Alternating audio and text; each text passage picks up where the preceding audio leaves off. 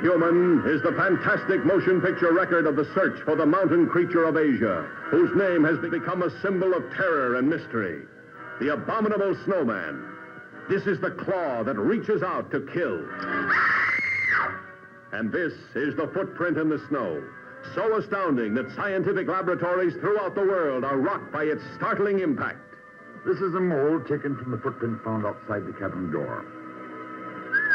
By measuring the width, the length, and the depth of the print, their composite picture described the species as being 9 feet tall and weighing around 1,800 pounds. What did Tanaka say? Well, he was convinced in his mind that the hair follicle was closer to that of man than to that of any other animal known to exist. Now you can follow the relentless pursuit of the half-human monster whose earth-rocking fury broke the torturing bonds of his civilized tormentors.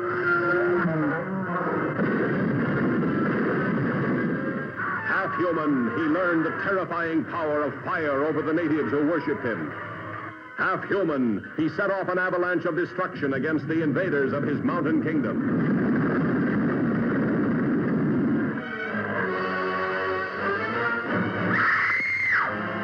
Half-human, he still felt the surging need for human love.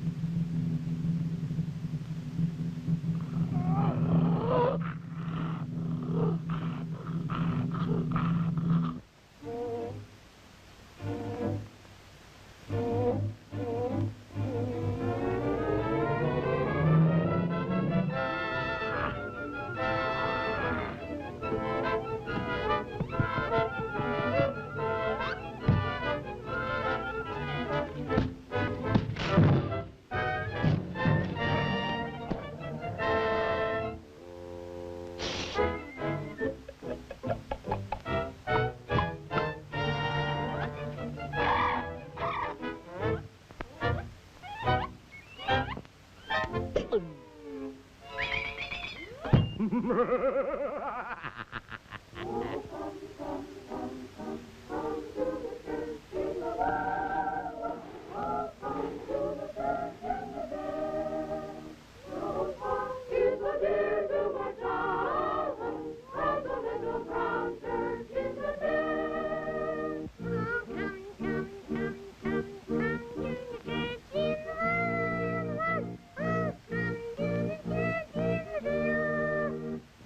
spot is a dear to my childhood as the little brown church in the day.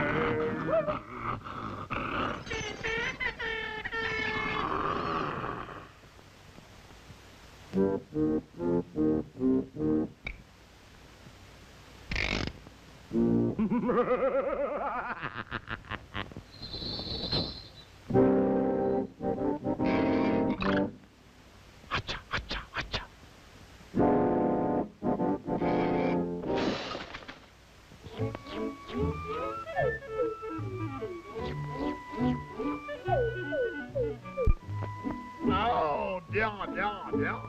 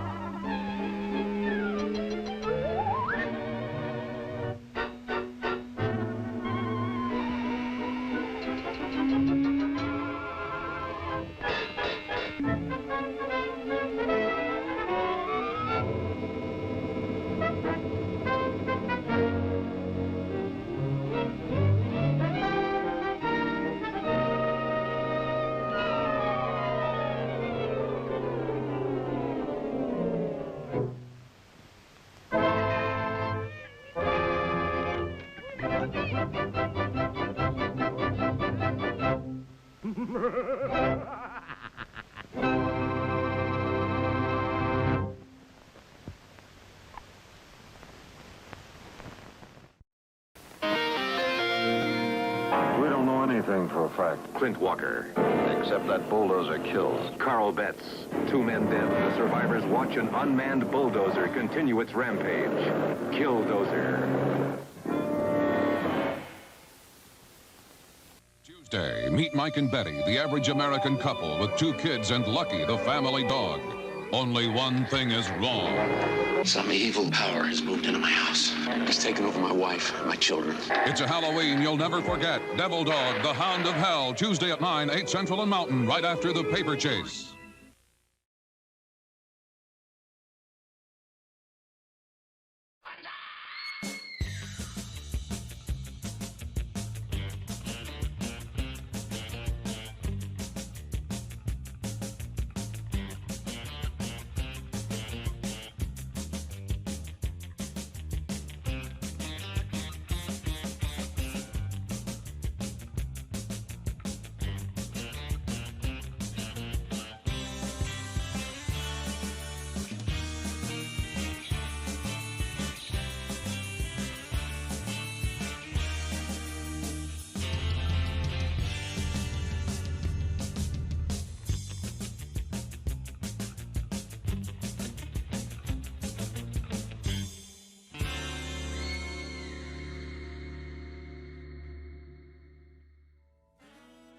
Good evening, goblins and ghouls, and welcome to the Friday Night Scream Stream.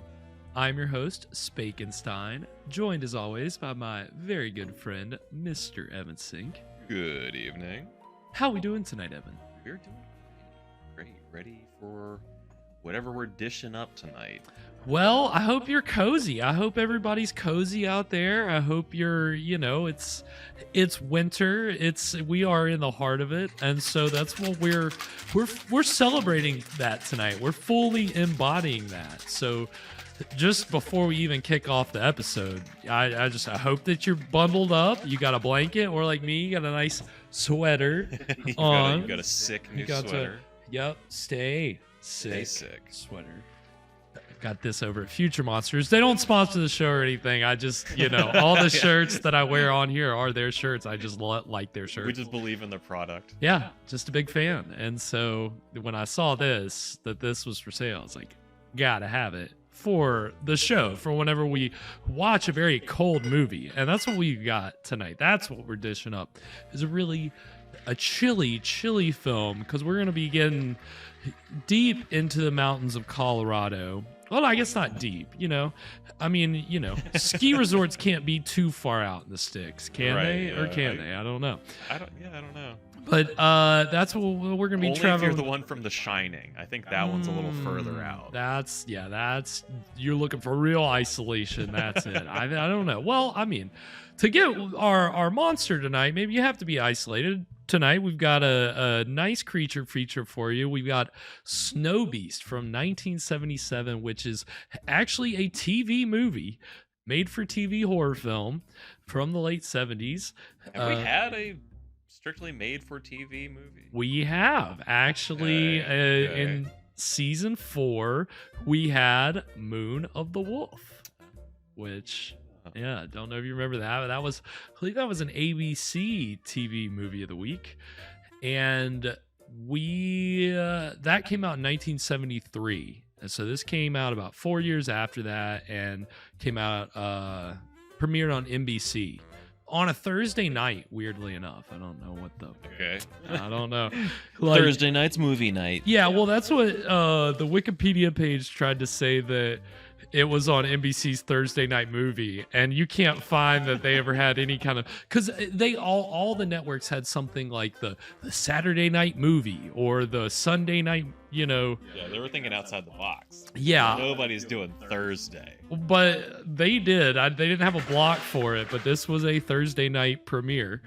So this is interesting though. You got a classic abominable snowman kind of monster set against, kind of your natural horror Jaws type of storyline.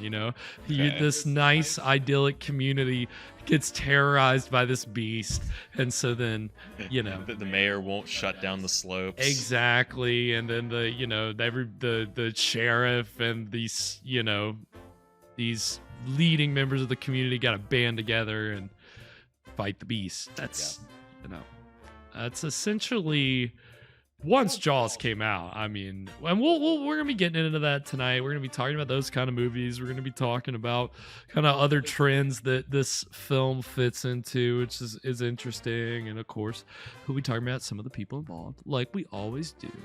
But I hope everybody's doing well out there tonight. I hope everybody's had a good week. I know it's probably been long, and so we're here like we always are to kick it and unwind. And again, my invitation, please, hop in the chat and let us know how you're doing. Hey, maybe you had a rough week. Yeah, sound off on that. This is your chance to vent a little bit. We're here. What are we doing? We're watching a public domain horror movie. That's not the most important thing that we could be doing with our time. So, hey, if nobody's listening, we're listening. We are here. That's, again, this is kind of like, this is a little bit like late night radio, right? Late night. S-Sync is in the house. This is like your opportunity to kind of call in. The chat is, about anything. We're open chat here. Whatever you got going on. Maybe you saw a UFO. in your backyard last night. You just want to let somebody know you're not crazy. Right. We will wholeheartedly believe you. We do believe in you. We believe We in will you. wholeheartedly reinforce your belief in aliens. We will, because the truth is out there. It's in your backyard. Could be. I mean, maybe everybody's got their own alien. Wouldn't that be something, you know? Like, You got a personal demon, you've got a personal alien. I kind of like it's kind of nice to think that everybody's got their own version of every mythical creature that's just assigned to like, you know, kind of stalk them in their life. Isn't that an interesting movie plot? Yeah, if I think Nietzsche wrote about that, if an alien's controlling your brain, then Well, there you go. Nietzsche's alien. There you go. So, well, you know, we're getting in the real natural horror of things tonight. You know, we've had one Bigfoot movie on the show.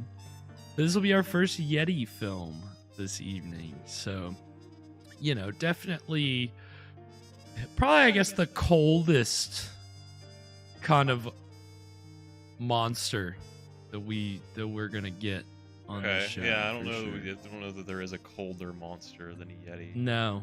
I mean, we've had some swampy monsters. You know, We've had some wet monsters. We've had plenty of wet, you know, sea creatures. We had a cold movie. Was that last week? Beast from Haunted Cave. That's right. We were in the hills of South Dakota or North Dakota? North Dakota. One of the Dakotas. Yeah. I was just going to start launching into the opening of Beatles' Rocky Raccoon because, you know, they talk about the hills of North Dakota, which is where we were. But, yeah, and that started, I think, at a ski resort. And then they, like, had, like, a cross-country trek to some isolated cabin where they had this stolen gold. Yeah, they almost got away with it. Well, I mean, I'm surprised they got very far. I mean, what, they only had like 5 gold bars. I mean, obviously, Yeah, they you can't take much. Yeah, they And they're being smart about it, I guess. what was it that we were talking about where it was the Whispering Shadow where we're like, how are you going to offload these stolen goods? Oh What's gosh, your yeah, we're plan probably talking here? about the SARS jewels. Right. And I mean, same applies for gold bars too. Oh, I got a gold guy. You got a gold guy. Yeah, he can turn that gold into cash. Cash for gold. Yeah, I know a guy. He's down at the pawn shop. Oh yeah, he's just chomping at the bit for that. That's that stolen ski resort. He doesn't gold. care where it comes from as long as it's solid gold. Loves gold. So yeah, we'll you know, we've had that beast, whatever it was, that kind of thrived in these cold, snowy conditions. But here we've got, you know, a full-on abominable snowman, you know. Sweet. So, should be interesting. Very excited. And speaking of interesting, as always, Evan brings us a interesting and delicious cocktail to pair with the evening's film, and a little segment which we call What were you drinking? What are we going to be drinking tonight, Evan? Well, tonight we might be eating more than drinking tonight. We've got a kind of a southern treat lined up, which I didn't realize until this week that this is just kind of a southern thing. Really? Yeah, so if you grew up around here, there's probably a pretty good chance that maybe your parents put a bowl outside as it was snowing, back when it used to snow here. And they'd bring the freshly fallen snow in the bowl inside. They'd mix in some milk or some cream, some sugar, some vanilla, and voila, you have what we call snow cream. Mhm. It's like ice cream. It's not as good as ice cream, but No. it's it's the South. We're poor. You're It's- improvising. It's a snow day. You're having a little improvised dessert. It works. It works. In retrospect, it might not have been a great idea to have been eating snow. Why? Why not? Well, you don't drink rain, so Don't you? Don't people like collect rain, like have rain barrels? they, And like, they don't think they drink that. I think that's usually for like watering their lawn or something. Don't drink well, I mean, rainwater. don't drink rainwater. Obviously, there are the chemicals and things, but I mean, come on, like snow. I mean, Yeah, I don't know. I don't know. I mean, we're still alive. But Yeah, we've made it this far. Anyway, so we're doing a take on snow cream tonight. That it hasn't snowed here, so we've got to fake our own with some shaved ice. But if you'd like to make this at home, you'll need some shaved ice, some vanilla vodka, some I'm using condensed milk just since it's already sweetened. I'm realizing now I maybe should have used something a little looser. Condensed milk's a little thick, but we're gonna try it anyway. I think it'll still be good. Yeah, and a little bit of vanilla extract. And of course, just to keep the branding consistent, I'm calling tonight's concoction Snow Scream. So I've got to frighten the dog. I've got to. Yeah, make he's this he's ice literally right here at my He's lap. really If you anxious. could see him, I apologize. he's definitely, he doesn't like it. What are you gonna do? All right, Charlie. The price my dog has to pay for Evan to make these delicious, wonderful cocktails. See, Charlie, it's okay. It's done. It's good. You can go over there and check it out if you're curious, Charlie. Oh, not done yet.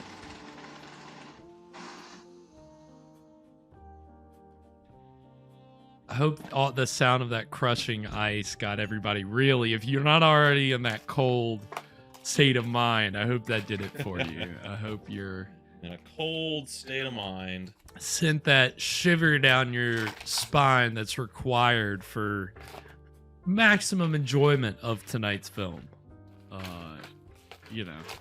Again, it's getting all snowy up in here. It's so funny. I did not know that, or I guess I just didn't even think about the fact that snow cream is a kind of more of a southern thing. Yeah, it's like a regional thing. I guess like in places where it snows more often, they wouldn't think to. I don't know. It's not that much of a novelty. Yeah, or something. I don't know why we eat snow down here, but we do. We do, and it's delicious.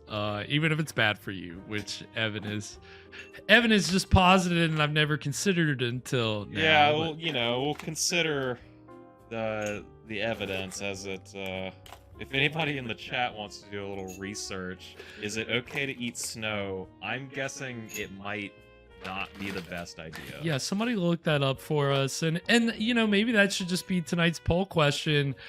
Do you eat think it's snow? okay to eat snow? Do you eat snow? Yes or no? And Are I'm we gonna. snow eaters. I'll go ahead and tell you. I'm a big fat yes. I mean, and maybe sure. I've had a few Irish coffees, and I'm a little dehydrated, and so I take a bite out of a snowball. So you what think, of it? Well, I'm surrounded by water. Yeah, I'll just like why drink be this. dehydrated if I just which technically it's making you more dehydrated because it's ice cold water and your body's having to work harder to be able to whatever you I don't do science, biology, body function stuff. I don't know how any of that works. It's all a mystery to me. As long as it's not, S-Sync, that is very true. We all know don't eat the yellow snow, am I right? Yeah, that's definitely don't do that. No. And We've all learned that lesson, am I right? No, I hope not. I hope that you would all be smart enough out there not to be tricked into thinking that you're eating a lemon snow cone.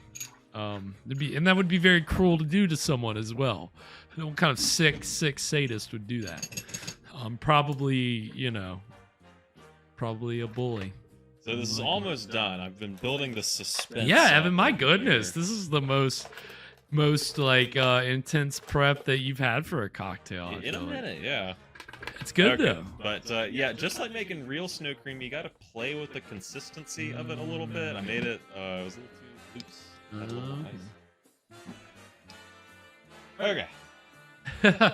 All right, very good. Okay. So got a nice glass of ice and cream and sugar. Here it vanilla is. Very and nice. vodka. Ooh. So we're gonna give this a try. This is Snow Screen. It's the Snow Screen. Cheers. Cheers.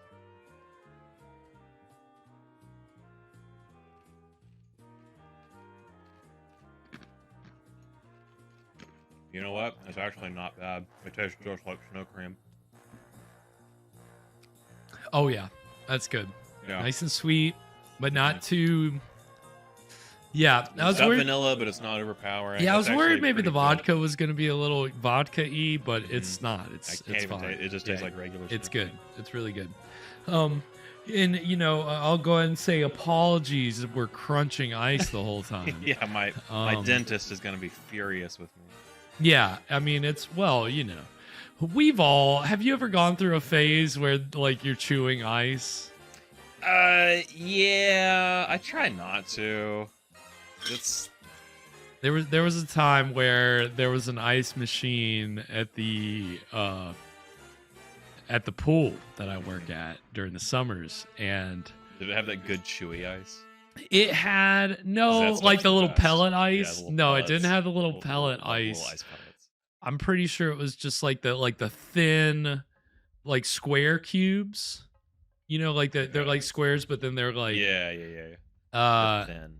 and I just would chew on those for like whole practices, just chewing on Chewing ice. chewing ice. And I Gotta know cool that's off. not good for you, but like I don't know, it's just something I get. Either chew that or chew gum, but that was when I chewed gum. I don't really chew gum anymore. Yeah, and yeah, pregnant women do that all the time. oh yeah, that's a thing. and- Ice chips, right? Yeah, Ice and, chips. and you definitely don't tell a pregnant woman, "Oh, you're not supposed to do that." It's bad No, for your teeth. your pregnant woman can do whatever the hell she wants. We all know that. Good old ice chips. Yeah, I don't know. It's not good to be chewing anything. Chewing gum. R.I.P. Fruit Stripe gum, by the way. Oh yeah, That's, that's big gone loss. now. Big loss this week. Yeah, R.I.P. It's been like around for like 50 years or something like that. And one day, gone. What are you gonna do? Sway the world the way it goes. There's something else that they're taking away too. Some kind of gum, some other kind of gum. I can't remember what it was, but I was like pretty shocked. What are you gonna do? This cocktail is delicious. Well done, as always, Evan. Definitely gonna be enjoying this tonight. Definitely gonna fit perfectly with the with the movie. I'm gonna feel like I, just dunked my head down in the snow and then got some nice frozen snow, and I'm just chewing on it. Absolutely. I'm gonna be sitting over here back in my childhood. Yeah, I mean, it definitely does take you back. It really takes you back. It does, doesn't it? And if only snow just tasted like this. If only we lived in a fantasy world where snow tasted like ice cream and rain tasted like soda, and but we don't. And Fizzy rain. so yeah, well, I think if we're drinking fizzy rain, I think there might actually be a problem with that rain. You might not want to drink that rain. Maybe that's collect that in your rain barrel. Yeah. Maybe that should be a sign that we shouldn't be drinking soda either. A Anything barrel that's full of Sprite. yeah. Oh my God, That's essentially an equivalent to Rain. Same thing, right? Yeah. Absolutely. Yeah, we're getting really deep into the beverage talk this evening because we're gonna be surrounded by 80% frozen water tonight. So, really getting liquidy. It's turning into the liquid stream tonight. So, hope you guys can handle it. Hope I can handle it. I hope you can. I hope everybody can. This ought to be interesting. This is a made for TV horror movie, which, I mean, again, just the 70s and 80s were such a time for TV movies, right? Like, TV movies had been a thing, I guess since like the golden age of television in the 50s, but the 70s and the 80s were prime, like, you get horror movies, you get sci-fi miniseries, you get dramas, you get all these things that are, kind of what otherwise would have been in the theater. They're pretty decent products, but they were things that premiered on TV, and you'd be surprised how many actually horror TV movies were made. And coming in for our pre-roll, we saw a couple. And it turns out a lot of the people in tonight's movie and behind the camera had all been involved in a bunch of horror TV movies up to this point. Like, the producer, the writer, the director, the stars, the two promos that we saw in our pre-roll, each one of those has a star in tonight's movie. So they, each one of the leads you can point to and be like, oh, they did this TV horror movie in the 70s. So it's bread and butter for some actors. And we'll also see some familiar faces in here, which might be surprising, and it'll be interesting to point those out. Yeah, that's always fun. Crash Corrigan's gonna be in the Yeti suit, isn't it? Yeah. I've got an interesting tidbit about the person in the Yeti suit, but I'm gonna save this for the very end of the show because this is incredibly perplexing. It's a little tease there. Wait to the end. Wait for that. Stick around for that. Stick around for that reveal. But no, this is, like I said, this is very much in the mold of Jaws, and all these other Jaws copycats that came out afterwards, and movies like Grizzly. This is very much what you would expect for a natural horror movie, except it's made for TV, so it can't quite go as hard on the gore and the violence or the sex or anything. But we'll see. It's got an interesting writer. The guy who wrote this, Joseph Stefano, wrote the screenplay for Psycho, which pretty landmark film. Yeah, pretty big. But he didn't really make too many features after that. He wrote and produced episodes of The Outer Limits, which was like a sci-fi anthology show, which kind of differed from The Twilight Zone in that it was strictly sci-fi. Like, they didn't do like supernatural or paranormal kind of things. They really just kept it strictly sci-fi. But for some reason, he didn't do many other features and just did a bunch of TV movies for the most part. Some features here and there. So he was a vet of the TV horror movie scene, and you gotta appreciate that this was a whole genre in and of itself. I mean, again, Steven Spielberg that got his start with the TV movie Duel, which was a thriller about a guy being in a car being chased down by a sadistic truck driver. So this was an interesting space for people to work in. So we'll see if they can do some creative stuff here. Yeah, it's a little bit later for TV movies, so we'll see how it is. I've never seen it. It's new to me, so I'm excited. Anything before we get into this tonight, Evan? So you said this was like Jaws, right? Yes. It's not gonna end with him going, "Smile, you son of a bitch." Who knows? Maybe I would. I'm gonna go ahead and say they probably don't have the budget for a big climactic explosion, you know. But we can dream, we can hope. We'll see what happens. You know, I think you want to do it right. Yeah, it's gonna explode in a million pieces, but we'll see how creative they can get. We'll see. Excited to get to it. Well, without further ado, we're going to go ahead and get into the exciting beginning of Snowbeast right now.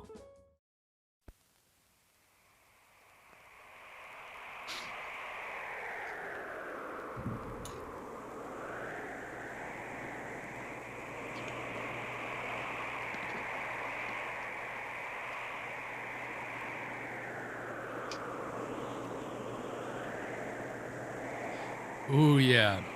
You feel that chill? Ooh.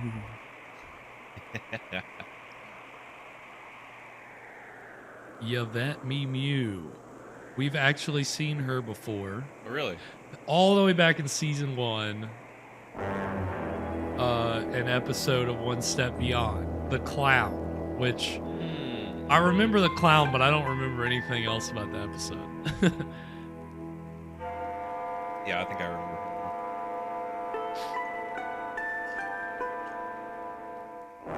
Sheriff Paraday. Perry Rill. It's a good name. I'm gonna keep it real. Right off the bat, boom. This is a Yeti movie. Hell yeah. You let them know what we're getting into right away.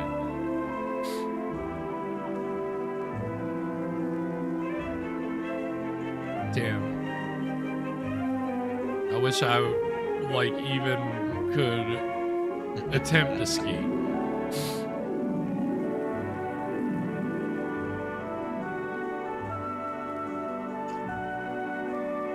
It looks fun, but I know I would hurt myself.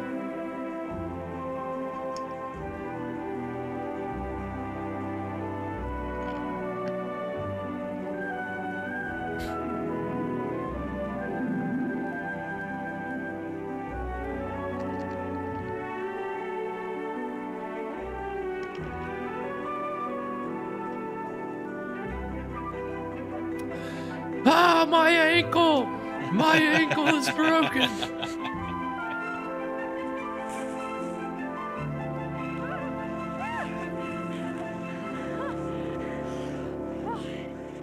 Come on, let's go. Hey, Jennifer, let's go back. But why? It's gorgeous skiing. Because there's something funny. Oh, come on. I saw a guy in a big white ape costume.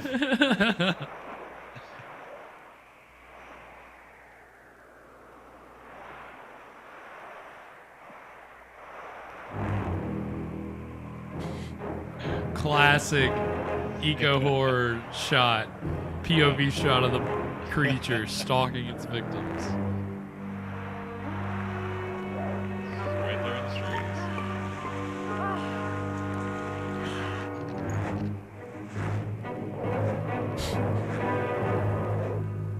Hey, Jennifer.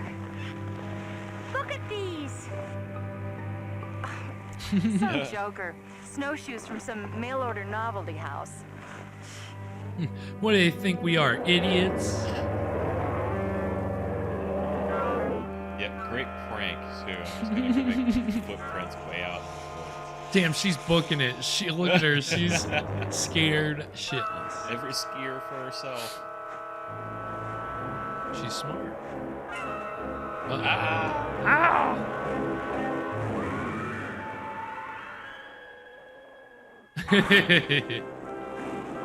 Nice. So yeah, like Jaws. Hello everyone. I'm Mrs. Carrie Rill, as you probably know. And I'd like to welcome As you all all of you know. to the Rill Lodge and our 50th Keep it where we keep it anniversary real. concert. All of us here have been looking forward to this big event for some time. Even the weather has blessed us with good snow, and cold, sunny skies. I'm sure you'll agree that the events that we have lined up will make this our best winter carnival yet. Let me tell you a little about what we have planned. First of all, you may compete in as many of the events as you've a mind to. We've got cross-country skiing, snowmobiling, dog sled racing, and every variety of alpine skiing. Slalom and freestyle skiing. It's what we used to call Freestyle skiing. All right, here's your microphone. All right, now you got to ski down this hill and freestyle. Can you do it? Hell yeah. Not on your audacity. I'm on 2 skis. There's Bill Joe, there's no queen. Gotta bend my knees. Having pizza with cheese. Hail to the queen. Flying past these trees.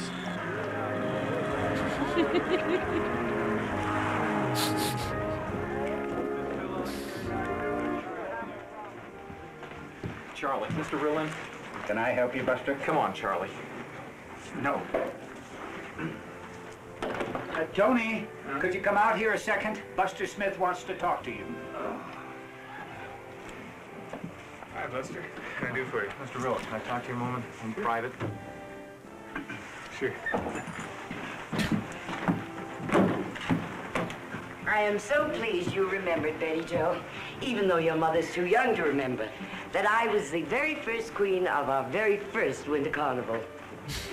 But I was only 16. That was, 50 years ago. Charlie, be right back. Tony, this is a fine time to be going skiing. Hardly, Grandma. We have a little problem. The manager takes care of big problems, which we don't have at Real Lodge. No big problems here, Grandma. Okay, Bush McKenzie. He thinks because he's my grandson, he can treat me as if I were his grandmother. Wow, she means business.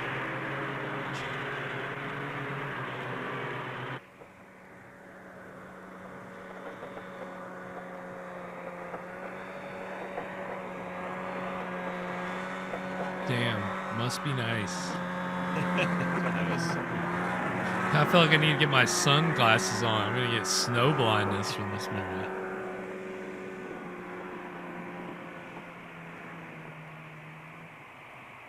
Nice.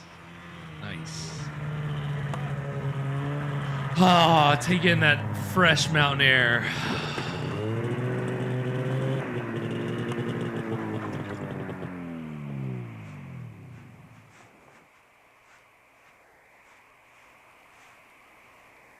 Heidi? Heidi, can you explain to me exactly You won't where... believe me either. Nobody'll ever believe me. Well, what's more important, finding your friend or trying to convince us that there's some kind of monster out there? There is. I saw its footprints. I heard it. And it's got Jennifer. And all anybody's doing around here is staring at me like I'm crazy. Nobody thinks you're crazy.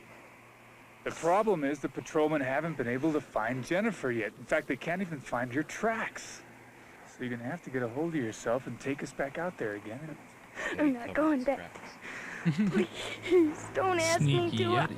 Please, I can't. Okay. Jaws didn't do that. No. But you can describe the spot, can't you? No.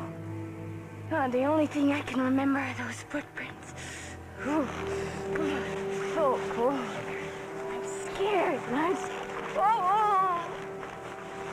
Why don't they get her inside? This place right there. Jennifer's parents. They always expect me to keep an eye on her. I'm gonna call them right now. No. Don't worry them unnecessarily like that. We're gonna find Jennifer, I promise you. Let's get back to the lodge and get yourself warmed up. I'll have Buster drive you down. Hey, try not to worry, okay? We're gonna find her, I'm telling you. Tony, we passed an old barn, off by itself, near a stream. Good girl. Take her down to the lodge, have my grandmother keep an eye on her. I'd hate to have our guests or anybody at Carnival hear that kind of story. From any of us, huh? Tisk tisk.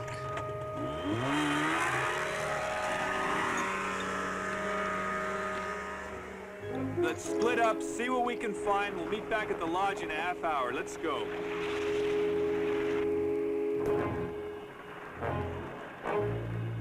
Swear his voice sounds dubbed. I didn't find anything about it being dubbed, but yeah, at least that last one.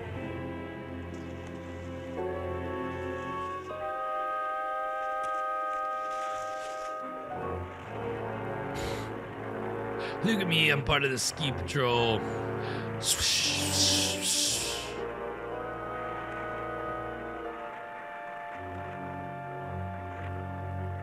It would be cool to have like those bright orange jackets though, I'm not gonna lie. That's some high vis with the yellow boots. Hell yeah. I'm just jealous, that's what it is.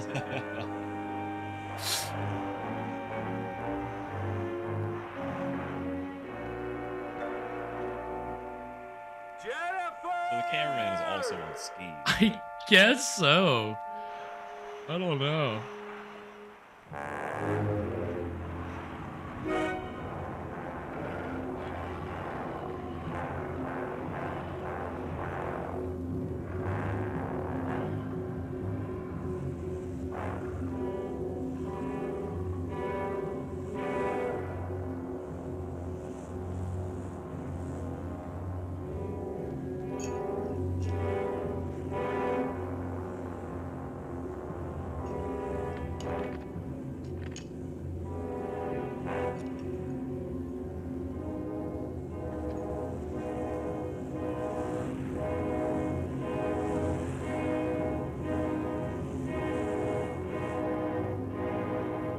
Oh shit.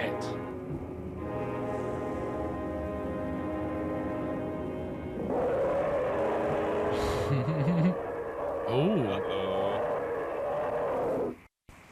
Nice.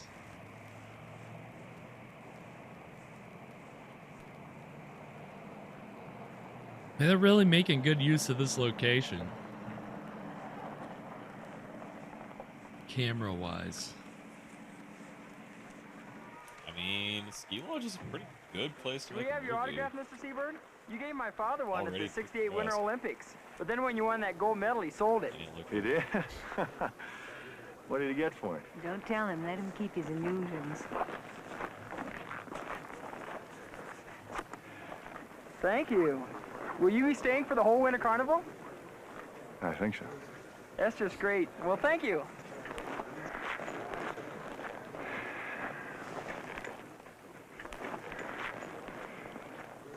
Well, it's nice to feel wanted somewhere.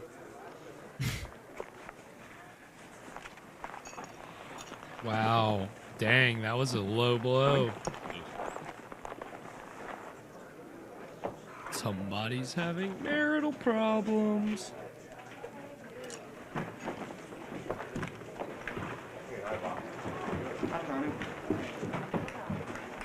Hey, Tony! Wow. What a dick. I don't think he recognized us. I think he did. Perhaps he's got something more important to do right now. No. Good old Tony knows I'm going to ask him for a job. How could he know that? He hasn't heard from you in ages. Yeah, you were right. Coming up here was a dumb idea. I never said it was a dumb idea. I just said you might be better off looking for work outside the ski business. This is all I know how to do. You know what I think, Gar? That's all I know. You don't really want a job. This is just an excuse to back out and still feel right about it. You're just chicken.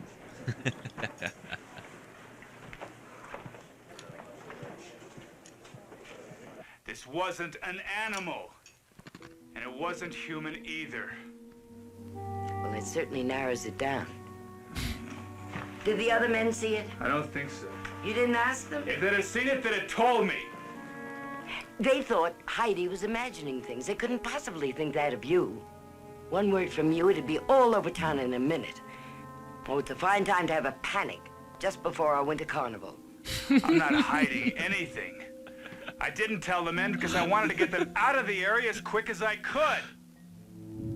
Not because you have a vested interest in the future of this resort. Grandma, I'm gonna try to spell it out for you. Very simple. I love plots There's like this. something Dude. very This is strange so and very ridiculous. dangerous out there. And if I thought it would stay up there, fine. We could designate the area avalanche prone and just seal it off. Well, if it were going to come any nearer, wouldn't it have done so by now? What do you base that on? You don't know anything about That is it. right, S-Sync. That is the old you don't lady know how long it's Juno, been the up there. When it caseworker got from there, Beetlejuice. could have got there last night. She's also in Mars time for the winter Attacks, carnival. another What are you Tim being Burton so movie. facetious about? She was like a big, For heaven's you know, sake, what do you want us to achieved do? some stardom in the Report at the Sheriff 30s, Faraday and then her Report career what, declined in the Sheriff 40s, and then Can you hear yourself kind of got describing what you saw, revitalized what in you the thought you 70s, saw? and then obviously Tony, we need Beetlejuice this was carnival. It's what huge. keeps the tourists coming here all year round. The whole town needs it. I know all that. Well, Right, then, exactly. Let's just hold our fire until the carnival is over. I agree with you. Let's designate the area restricted.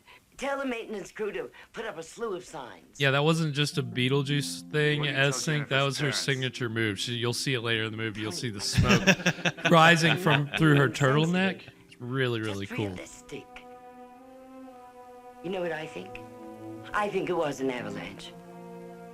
Bodies do disappear in avalanches, you know. Are you forgetting about Heidi? Yeah, she's like a grandma on Mars Attacks I'm not who's worried like, about Heidi. oh, I won't I give it certainly away. don't have to worry about you, Tony. Do I? After all, you are my grandson.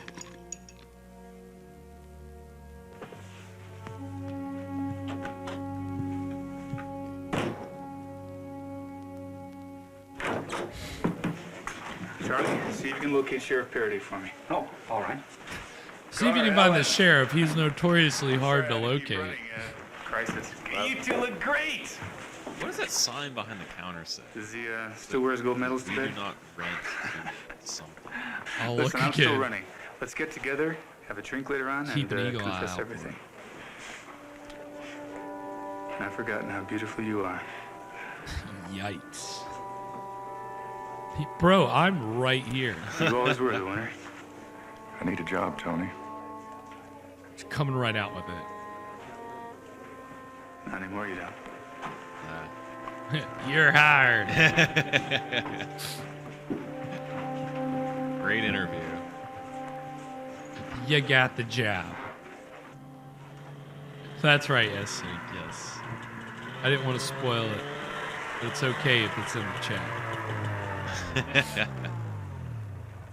Mr. Real, I heard you didn't find the girl. You want me to go Where up have there? you been? With Heidi? Yeah. How is she? Your grandmother had the doctor give her something, put her out for a while. Oh, shit. Pretty bad shock. Look, Mr. Real, I'm supposed to have the rest of the day off.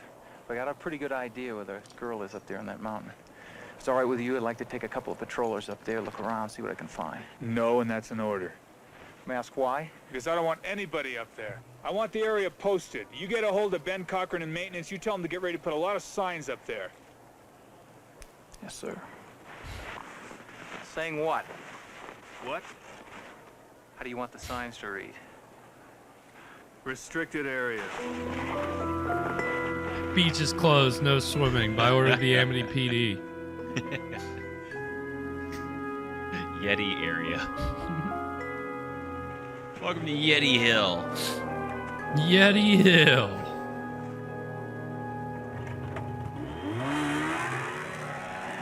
Oh yeah, look at all that, all those exhaust fumes.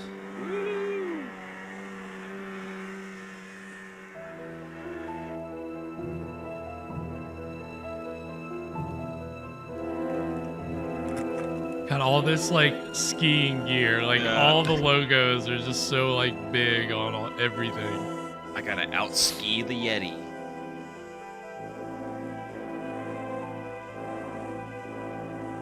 When did Ski Free come out? Did this movie influence Ski Free, or did Ski Free influence Ski Free? What is Ski Free? Has anyone in the chat played Ski Free? I'm not familiar with the skiing video game where if you ski or like if you play it too long, you always lose because a Yeti comes out and kills you. That's incredible. I love that.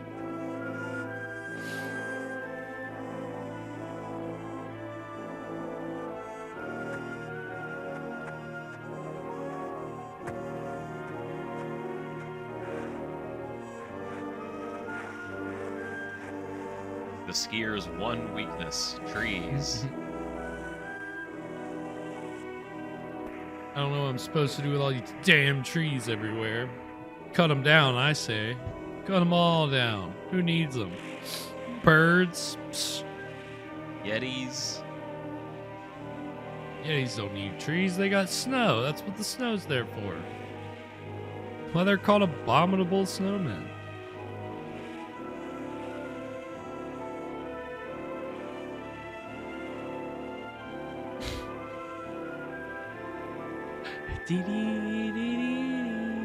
Whoa.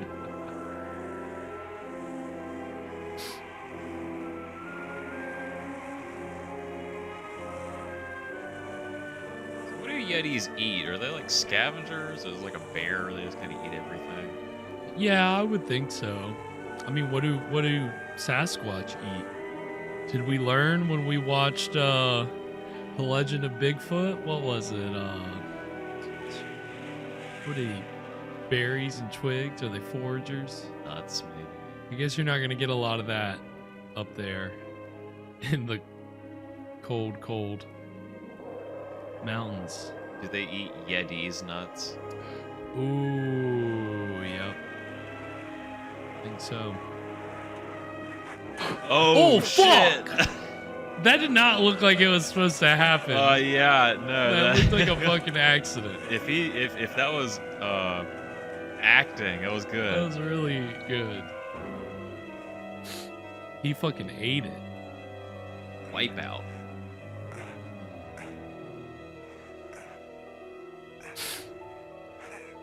Uh-oh. Oh shit.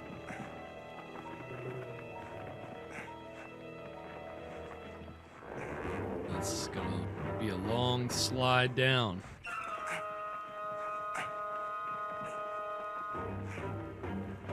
Yeah, you can't get any traction with those damn boots.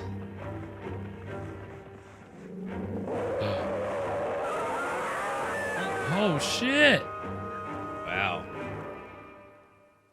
Damn.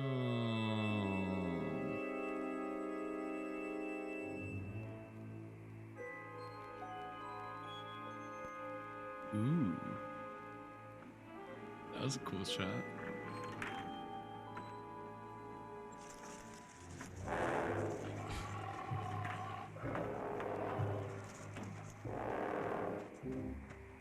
Uh-oh. They won't have the balls to kill this kid. No way. John, where you going? I'm shocked we've even had a movie that on the show that has had the nerve to kill a kid, and it was a 40s Poverty Row movie. Which one was that again? The Mad Monster, where a werewolf freaking just killed a kid. Yeah, it comes like in through the for window no or reason. something. Yeah, just came through the window, killed the kid. Kind of shocking.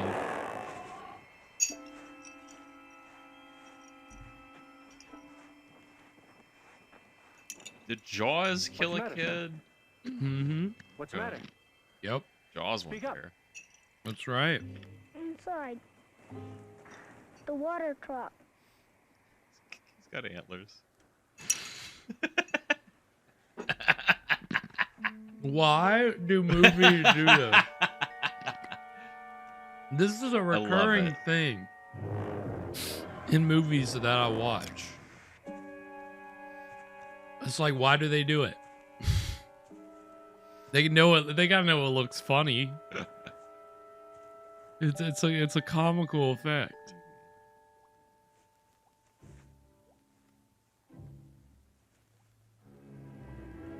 Uh-oh. Oh my. Oh no. They got a little bit of blood in this. They got a little bit of something going on. Hey, Tony! Sheriff, I want to talk to you. Sure. Okay, hold on. Be right there. Oh, I got a call I gotta get to. Bye. Unit 2 calling Unit 1. Unit 2 calling Unit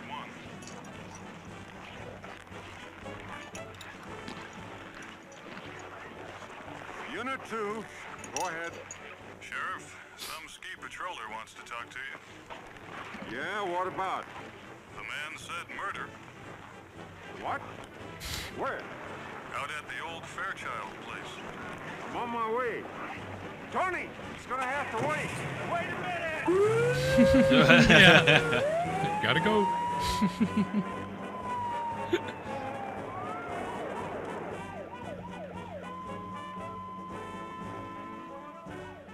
There's no time.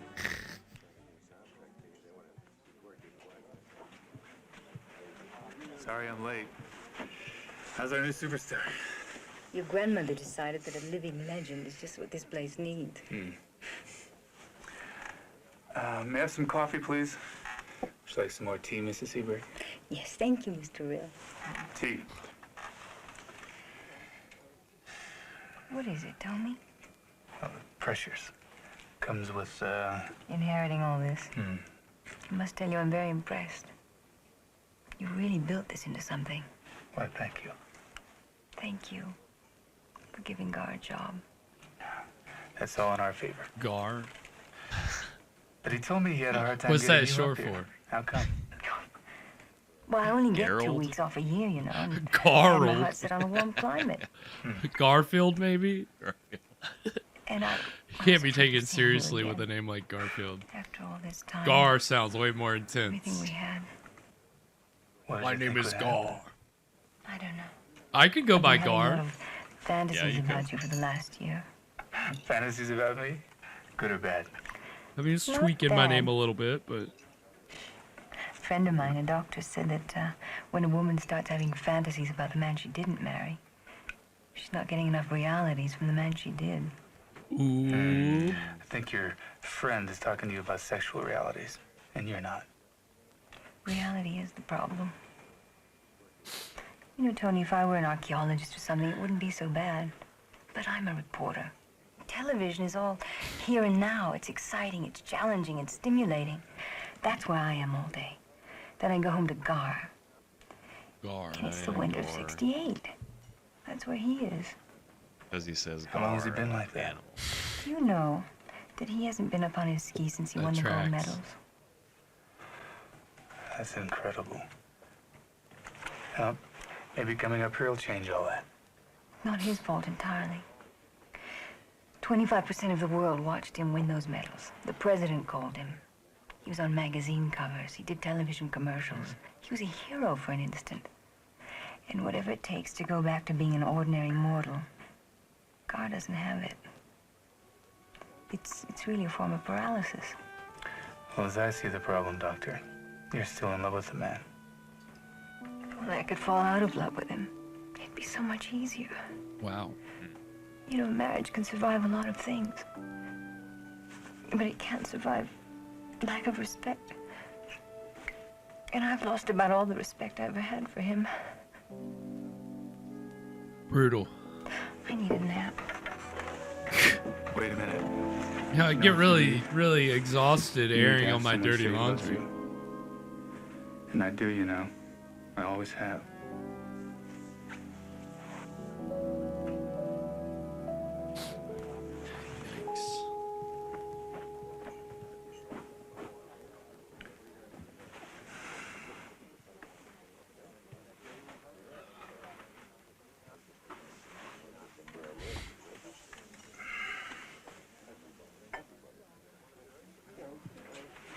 More antlers.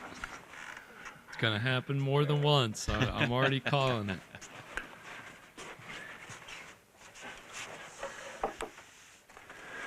I saw that, you know.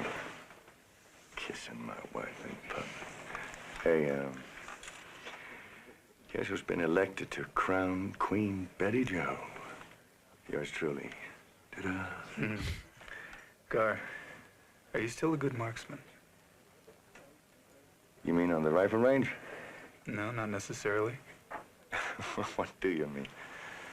Okay, whatever I tell you, you'd have to promise me not to repeat it to anybody. Yeti range. Okay. You're serious, aren't you? Mm-hmm. Not even Ellen? Especially Ellen. Why especially Ellen? Because she's a news person. Okay. Tony.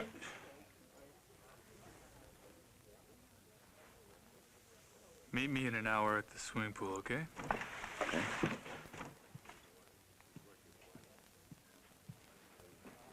And that is gonna take us to our first break. This is the first third of Snowbeast. What are we thinking so far, Evan? This is pretty fun so far. It's you know, it's that same kind of formula. I feel like I've seen this movie before, but I'm enjoying myself. Yeah, it does kind of crack me up when you get those kind of tropes that, like you said, you've seen it a billion times, right? Like you've got the big event, the big celebratory event that has... We can't let the news of this death get in the way of our profit. Yeah, it has to go off without a hitch. Uh-huh. And you better not let this muck it up. And what's gonna happen? It's all gonna come crashing down. I mean, it really was Jaws. Like, you can find some examples of plots kind of like that, but when Jaws hit, I mean, that was like, natural horror, eco horror, whatever you want to call it. It became a huge subgenre, and I mean, again, like, even for this being a TV movie, so far, I would say, they're doing a pretty good job of sticking to the formula, like any feature film. Just because it's a TV movie, I wouldn't say that that's like it's suffering in any way. Because yeah. No, it's been moving, which I appreciate. Yeah. Well, again, it's kind of hard. Like, Jaws is one of those movies that kind of modernized cinema. Like, we still get movies like that because it's just kind of a very, like, workable plot. It's relatable and it's interesting. But, like, Jaws was really the one that kind of turned this kind of horror into like a phenomena that, I mean, again, you like The Birds, like you have other like eco horror movies before this. Frogs, which I love, which is a terrible movie. But this is, 2 years after Jaws. So and nobody ever topped Jaws. That's the thing with all the imitations. There were other things that hit and made it some good money, but it's kind of hard to like do better original, than what they did with the formula there. So yeah, I mean, it's all very familiar plot wise, and again, like it's the actors are all TV movie vets at this point, so they're all pretty capable. Like, everybody's believable in their role. I like that we have a team of red shirts. Yeah, right. Like, literally, pretty much. They're orange just jackets. All of those people are gonna die. Probably. Nobody's gonna miss them. They're all these skiing. Well, they're not instructors. They're the patrol. So yeah, they're with that brightly colored shirt. That they're all wearing. They're asking for it. Oh yeah, Yeti's gonna see him a mile away. Oh yeah, and that's what they attack. They go after those really bright colors. It's like a bull. Right, exactly. I mean, like a Yeti in a china shop. yeah, I mean, you know, you gotta watch out for them abominable snowmen. They're a rowdy bunch. Obviously, as the people in this resort town are slowly learning. And you know, I mean, and so, you know, we talked about some of the cast already. We talked about the woman playing Carrie Rill, who was also in Beetlejuice. That was Sylvia Sidney is that actress's name, and you know, she's probably the most accomplished actor in this movie. Everybody else, you know, Gar is played by Bo Svensson, who's Swedish, but he has a southern accent because he, you know, moved to America and lived in Georgia. So he's very, you know, that's kind of a weird thing. Like, I heard his southern accent when I was like preparing the show. I was like, his last name is very Swedish. What is? And it says he's a Swedish American actor. So how did he get this southern twang? That's how ended up down here. He actually played Frankenstein's monster in a 1973 TV movie version of Frankenstein. He's tall. Yeah, he's tall. He's big. So I haven't seen that one, but that was made by a guy named Dan Curtis, who did a Dracula TV movie that was acclaimed, and he did the TV show Dark Shadows and all that. So, and then the actress playing his wife, Yvette Mimieux, she, like we said, was in an episode of One Step Beyond, The Clown. But she'd been in some TV horror movies, Black Noon, which is like a horror western, which I just found out about. It's kind of interesting. And Devil Dog, The Hound from Hell, which we saw the trailer for coming in. And the actor playing the sheriff, Clint Walker, he got his start in televisions, on a television western show, playing the lead character, the title character, Cheyenne. You know, Western TV shows were like such a big thing in the 50s and the 60s. Like, if you don't know, it's kind of hard to believe. Like, there are just so many. You'll see reruns of them now if you still have cable. If you're watching Grit TV. Yeah, Grit. It's especially where you'll find out. But Clint Walker was also known for his role in The Dirty Dozen. He was in some TV horror movies, Killdozer, which we saw the promo for coming in. And then he was also in Scream of the Wolf from 1974, which may be public domain, so we may get to watch that at some point. Okay. It's also got Peter Graves, who's the pilot from Airplane. So that's, you know, that's a fun. I've seen bits and pieces of that movie before, so but we may get to watch that. So, and yeah, I mean, the main actors basically had all done some TV horror movie work at this point. The writer had written he'd like all his TV movies around this time were like horror. He did a holiday, like a Christmas horror movie called Home for the Holidays, about like a killer who starts taking out a family, their isolated farmhouse, and that was like 72 or 73. So it's definitely early holiday horror, which is kind of interesting to find out about. And then the producer, Douglas Kramer, did The Cat Creature and a few other things. So it's, you know, I mean, again, at this point, I feel like we're seeing a very sophisticated TV horror movie, because you look at, again, like even Moon of the Wolf, it was kind of slow. And I don't know if you can remember back that far. That was kind of a while ago.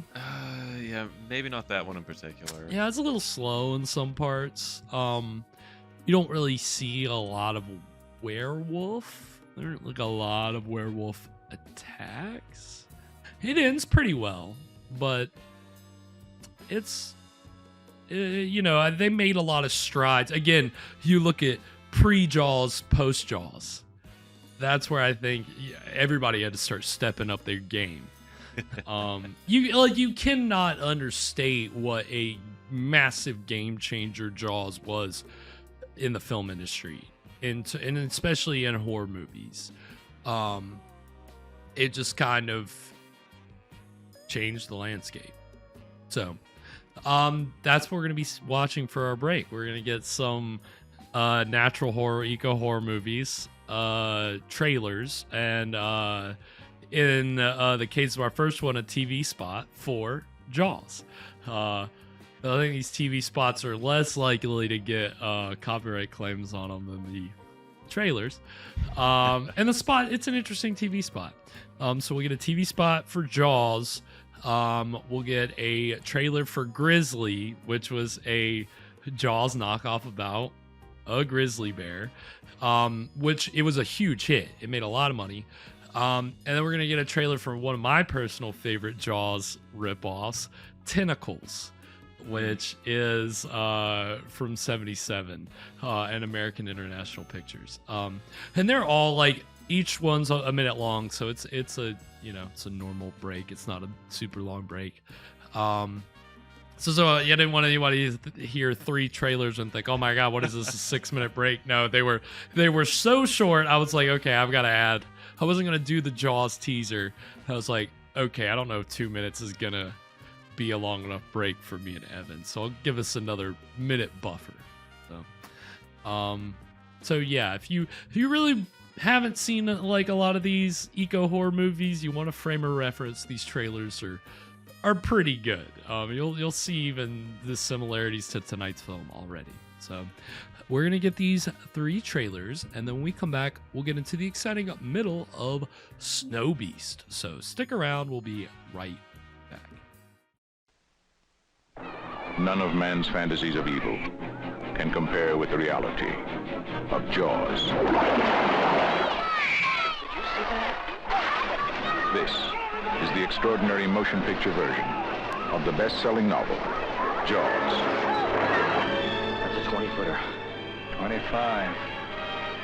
3 tons on him. Hurry up, he's coming straight for us. Don't screw it up now. Don't wait for me. Now! Shoot! Give him room, Brody! I can't, he's trying to run! Ah! Kill! Break it up! Everybody out of order. Jaws, rated PG. Maybe too intense for younger children.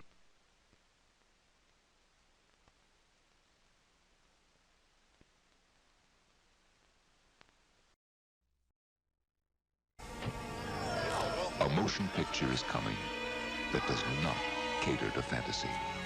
You will see nature's most savage man-eating animal. By its size alone, it can overpower and devour any human. Grizzly.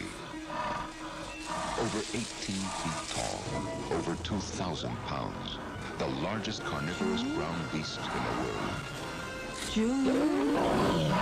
Listen, campers come in here, they leave food around, the bears get the smell of it, and that's it. Well, this is different. This bum's eating his victims. Anyone is fair game, because this grizzly preys on the easiest food of all, man. 18 feet of man-eating, gut-crunching terror. The deadliest Jaws on land belong to Grizzly.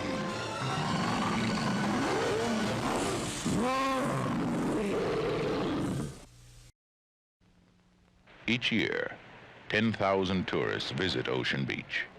This summer, Ocean Beach has attracted something else.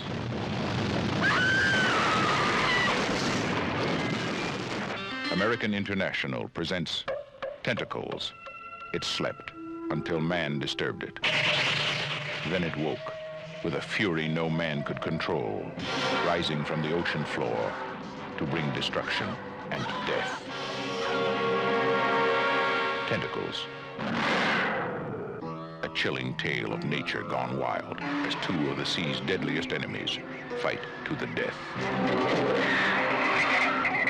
Starring John Huston, Shelley Winters, Bo Hopkins, Claude Akins, and Henry Fonda. Tentacles. The most gripping suspense you'll ever experience. Rated PG. And we are back. So the trailers for Jaws, Grizzly, and Tentacles. And, you know, I guess I've seen all of those. I was obsessed with Jaws, like even, I think I first saw it when I was like 6. Loved it, watched it a bunch. And then as I got like into my teens, I started realizing that there were all these movies in the wake of Jaws that kind of had similar plots but with different animals. So it's like, okay. Do you think when you were a kid, was it just the fact that it was a shark, or was it something else about the movie that attracted? Initially, it was the shark, because my brother really into sharks, loved sharks, so that they got the movie for him. Okay. And so we watched it, and we liked it, and we watched it a bunch, and eventually it kind of got past the shark thing, and it was all these other things that I loved about it. Like, I can't even begin to, like, it's definitely up there in like the top like most influential movies for me, because it's simple but effective. It really is. And so like when I started realizing there were these other ones, I was like, all right, let's check them out. And Tentacles, for whatever reason, just kind of became like a favorite of mine. I don't know if I showed Tentacles to some people. I don't know if I ever showed it to you. I don't think I've seen it. It's not great. Like, I'll go and be honest, like it got cheesy stuff that is fun, but like, you've got all these name stars in it who kind of disappear, like, 2/3 of the way in. They get tentacles. Yeah, well, they don't even know. They just disappear. They don't even get killed. They just leave. Disappear. Like, what fucking... It's like, well, I'm not sticking around. People are dying. Henry Fonda doesn't even share a scene with any of the other stars. He just has a phone call with John Huston, who is the other big actor in it. And yeah, John Huston disappears 2/3 of the way through. Shelley Winters. Like, these are like... When I as a kid, I saw these names and they're in a Jaws knockoff, I was like, oh, this must be interesting. And the last third of that movie, the third act, always loses me. It always loses me, because we're following this one guy who is just kind of, he's dubbed, or I don't know, he's not super charismatic. He's like got a southern accent, and he's just, it's literally like him, his research assistant, and then either an orca whale or dolphins or something that he uses to defeat the octopus. Great. Spoiler. Okay.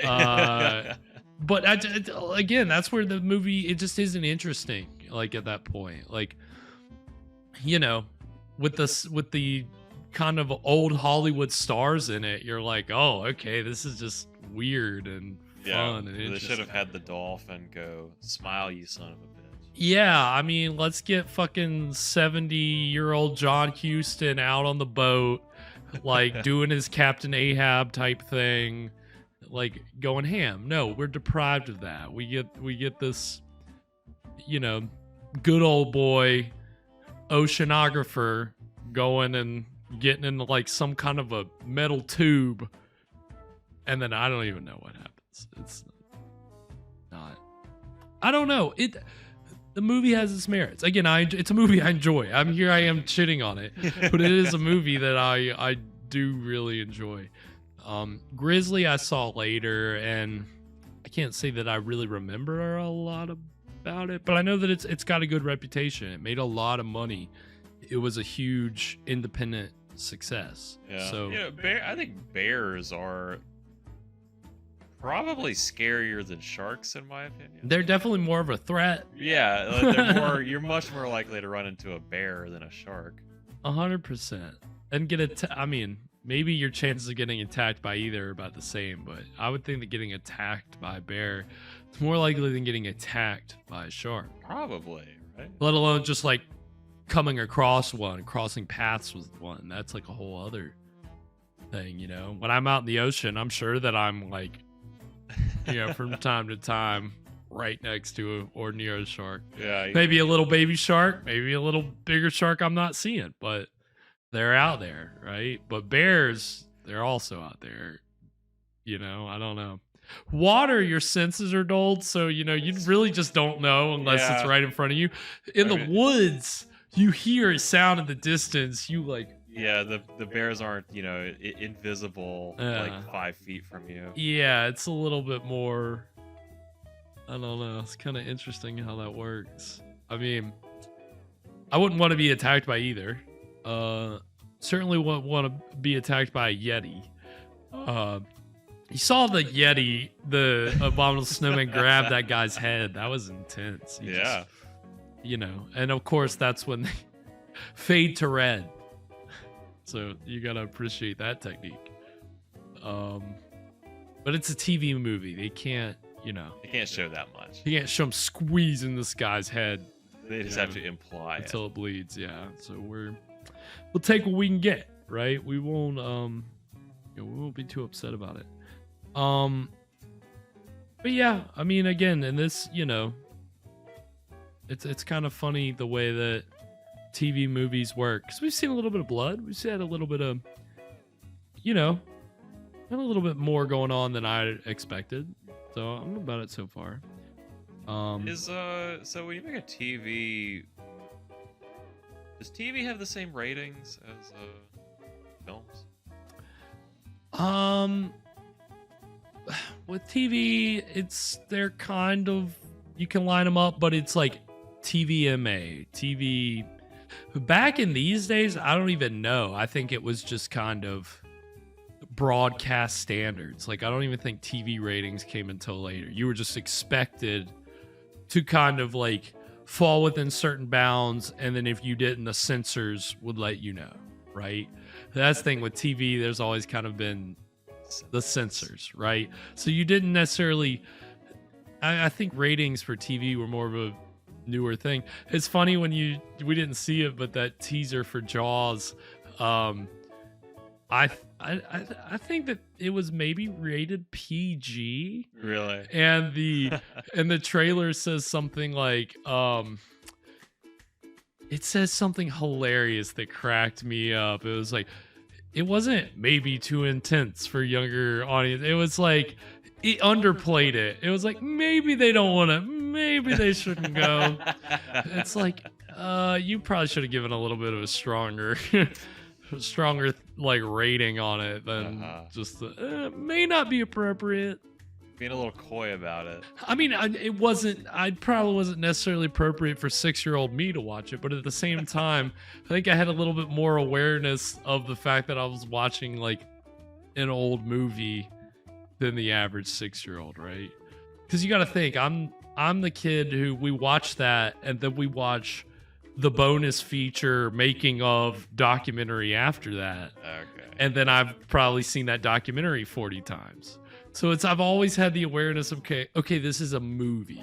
I wasn't like, oh God, a shark's going to get me next time I go into the ocean. I'm terrified of, you know, I had some awareness. Were you ever afraid of any like movies as a kid? Definitely. So it's weird. Not Nosferatu himself, but when Willem Dafoe played Nosferatu in Shadow of the Vampire. Okay. Or he played Max Schreck, and it's about the making of Nosferatu, but if Max Schreck was actually a vampire. Yeah. And it just scared the shit out of me. I couldn't go to sleep the night I saw it, because every time I closed my eyes, I'd see his face and his fingernails, and so that scared me. Blair Witch scared the shit out of me. You knew that. Yeah. I mean, that gave me like the most nightmares, because I live near the woods. I've always lived near some woods. So I had to get over it. It wasn't until my teens that I had to get over that fear of being in the woods alone and not thinking of the Blair Witch and being scared. Like, yeah, like there are some movies that definitely scared me, and others that I just, you know, had no effect. But weird how that works. So, yeah. we're gonna see how this eco horror continues to play out. So far, we got 2 body counts at 2, I believe. I think so. The girl and the orange vest. Yeah. Orange jacket. Yeah. One of 6 maybe. Yeah. We'll see. We'll see how many make it. Yeah. Yeah, I mean, so the winter carnival hasn't started yet, but I imagine that's when chaos. That's right. That's always when it. Yeah, it's gonna. Yeah. That's when the chaos is gonna erupt, right? We can go ahead and call that. One thing I know, we're gonna get a scene coming up where they're in a hot tub. Apparently, you know, as we've seen, they're shooting on location. Beautiful location shooting. They're actually really making good use of showcasing this location. Apparently it was so cold, it was during the day it'd barely get like above 5 degrees, and then at night it was below freezing. Apparently during this hot tub scene, like, their hair would start to freeze like while they were filming because it was just so cold out where they were. So interesting little tidbit there. It's you gotta appreciate the extra production value that you get out of a location shoot, especially at a resort in a mountain kind of snowy town, much like Beast from Haunted Cave. Definitely benefiting from that. So, anything before we get into the exciting middle of this, Evan? So Yeti. You ever thought about that? Like, it almost sounds like a diminutive to me, like implying that there is an even larger abominable snow thing called a Yet. Oh, okay. You know what I mean? Yeah, okay. At the Yet. Yeah, the Yeti and the Yet. Watch out for the Yet. Yeah, the Yet. You don't even want to. Little baby. We may actually get to see what really fits the definition of a Yet later. You'll see what I'm talking about. Okay. It's great. Okay. But yeah, we'll be getting more into some Yeti abominable snowman talk later in the show during our second break. But we're gonna see what this abominable snowman is getting up to in the middle of this movie. Did I already ask you anything before we get into it? Yes. Okay. Well, on that note, I was like, I'm having my short-term memory loss kicking in. What? On that note, we're gonna go ahead and get into the exciting middle of Snowbeast right now. Better take the boy home now, Mr. Cochran. I appreciate your help. Yeah. Okay, sure. Take the boy home.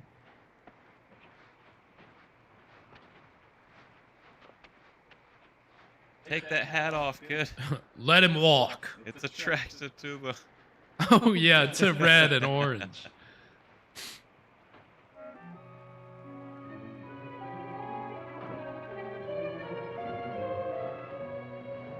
Just gonna be at the top of the hill going. Hey. Sheriff. Nice sideburns. Whoa. Sheriff sideburns. Look at that peak. Yeah, jeez. That's a sick peak. Down here in Whoville. Why don't you tell me what it is? You remember a news story a few months back? Some hikers claimed that one of their party, a young girl, was carried off by a 12-foot hairy monster. Yeah, Bigfoot. You believe in such a creature? I really don't know. But you know, they say that there are hundreds of them roaming around all over the country. Who says? Lots of people. Right after that story broke, Helen did a special on the Bigfoot controversy. So she traveled all over the country. Interviewed dozens of people who supposedly had seen one of them. Has one of them been seen around here? Is that what your crisis is all about? Well, I saw something, Gar. Fucking It was a girl is dead that they know of, and the Yeah. second person they don't know Your of. crisis. And it wasn't human either. It's not human. And now you find that you're too rational and too realistic to allow yourself to believe it was something else. Is that it? A little bit of all that.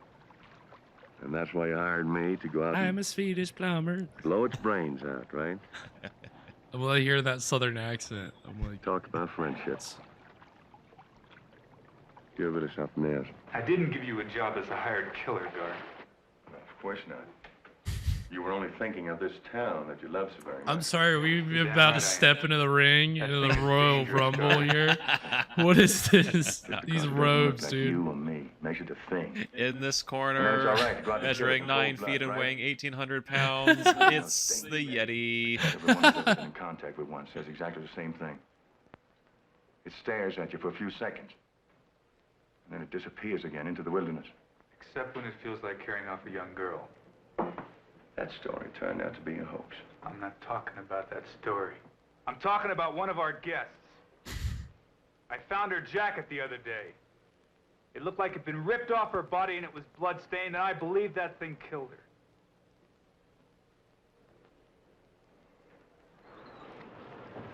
her. He's found his nephew's face in You seen my husband? No, Ellen, I haven't.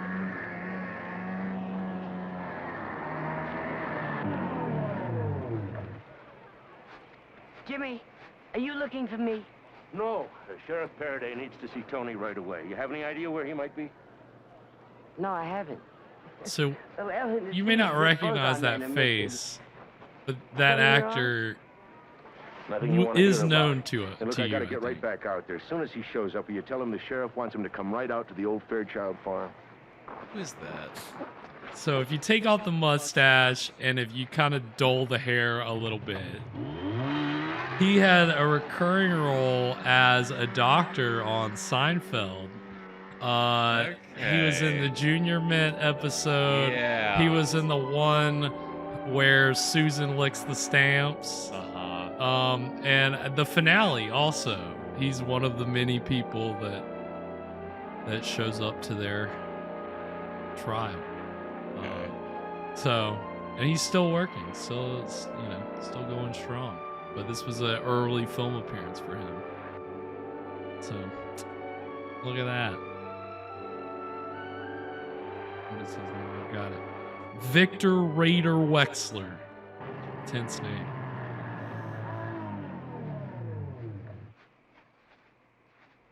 Sheriff, I went out to the Rill Lodge. They don't know where Tony is. I talked to Mrs. Rill. Told her as soon as he shows up, send him out here right away. Okay. You make anything of this?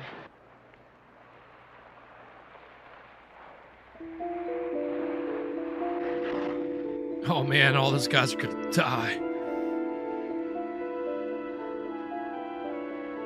See him from a mile away with those bibs.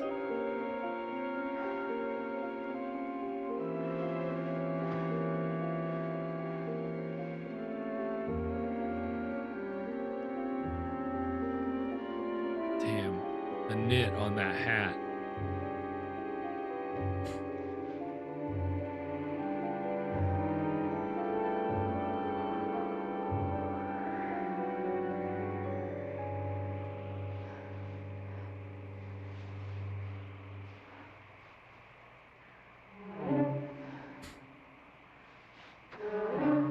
No, yep, don't tell anybody. Better follow these mysterious footprints. My curiosity is really getting the better of me. Yeah,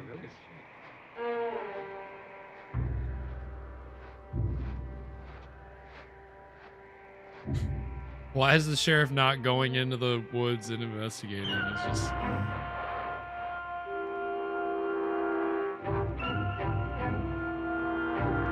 Well, he had a heart attack right there and died. That was it. The Yeti claims another victim. he was invisible.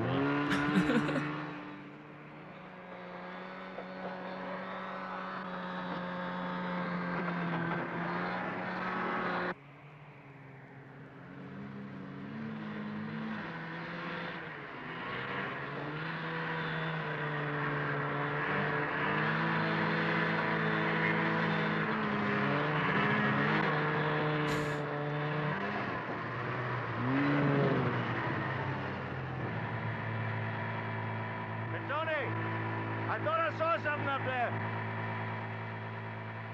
What? Where?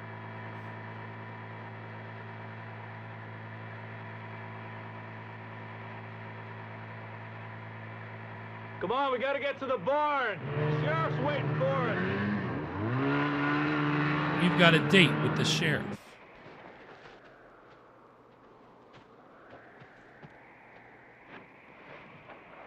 Sun's going down.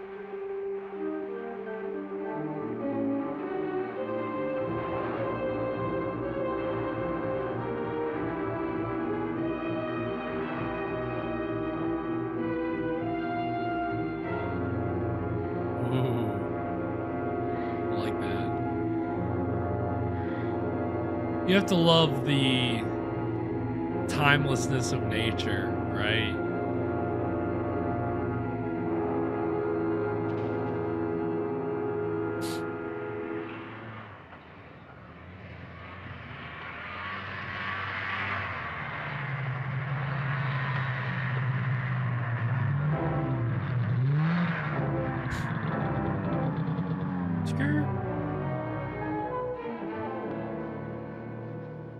Hi, Cole.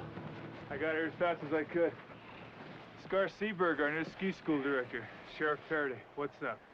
Well, I think we found that missing girl. Where? Cochran's boy found her inside, dead.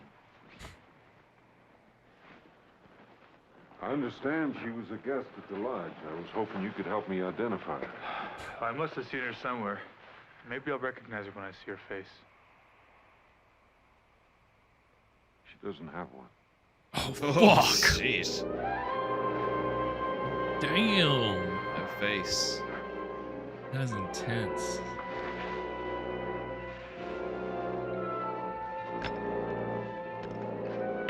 Face stealing Yeti.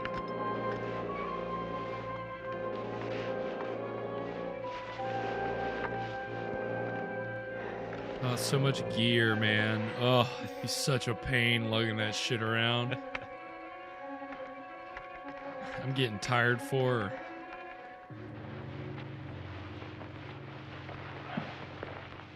her. Oh, they almost did it with the Pretty the obvious antlers. she Do you see them wasn't back there? Yep. Yeah. Commit murder, and whatever did that wasn't even halfway human.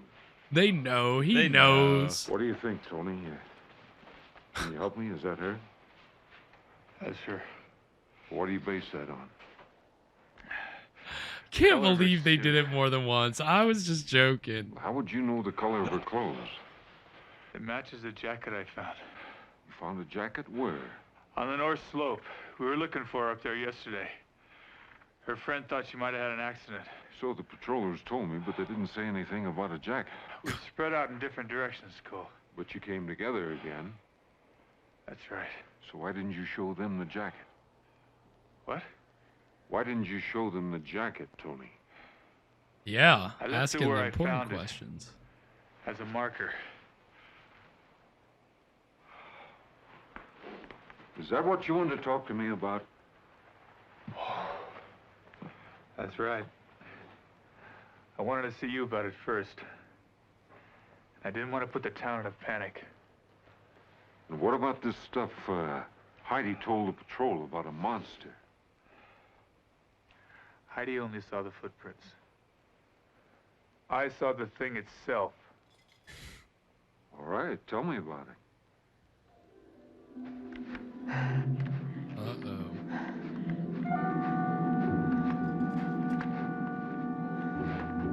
It just deeper and deeper. Uh-oh. Oh, fuck. Oh, we got a Yeti cave. Okay, not a cave. Yeti running.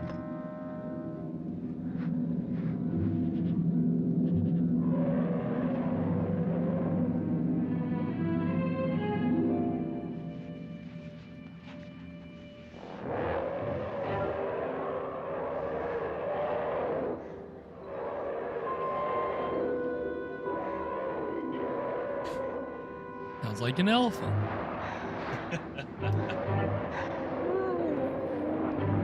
Well, I can certainly understand your grandmother not wanting any of this to get out. You know, Wow. she may be right about it being a grizzly. Winter attacks are not all that rare, you know. Cole, it's not a grizzly. What do you think it is? Gar thinks it's one of those legendary creatures called Bigfoot. That's right. The legends I've heard about Bigfoot put him pretty firmly in the Pacific Northwest. Not necessarily, Sheriff. Ellen tells me there are hundreds of them roaming around all over the country. Hundreds. There are hundreds of us. Hundreds. My wife. She's a TV journalist. And a while back, she did a special on the Bigfoot controversy. Did they settle anything? That Bigfoot flap, you heard about that? You, a She sheriff, covered would that. consider hard evidence. But she did run across a couple of interesting points. She went up to Washington State and met with an anthropologist. He showed her, I think she said 150 photographs, hand and footprints of so-called Bigfoots. Now, These so-called big feet. you want to know more about it, I suggest If you you go want and to talk know to more, Ellen. you can go to her website.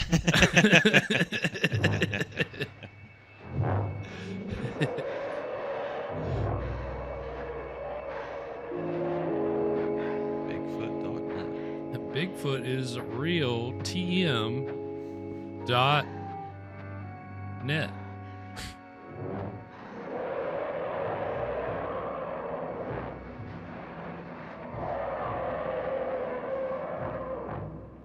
Whatever did that to that girl, the less people it get in its way, the more of us going to stay alive. Right. Let's just So we're leave gonna it say that alone. the girl was mauled to death by a crazed grizzly out of hibernation. That's the story I'd like for you to tell your wife, Mr. Seberg. All right, Sheriff, I will. For now, that is. Thank you. Tomorrow For now. morning, when it gets daylight, I'd like for the three of us to sneak out here, track that thing down, and kill it. You know, Jaws style. Like that movie. We just lost Mr. Seberg. Oh, dude, I love Jaws. No, you didn't, Sheriff. Whatever did that to that girl in there has got to be destroyed. Fine. Okay.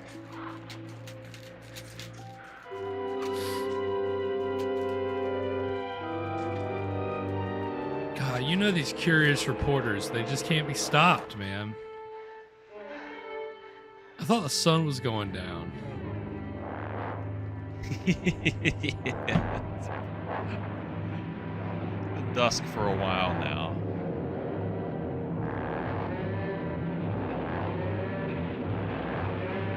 Do you think that a Yeti could just ski on its feet?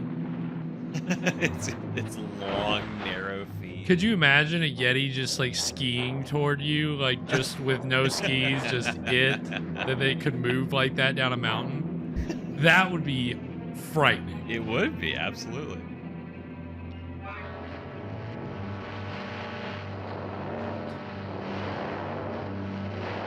And instead of clumsily, like, you know, trouncing through the trees.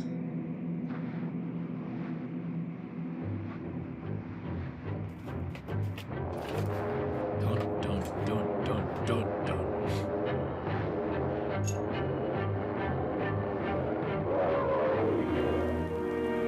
Wow.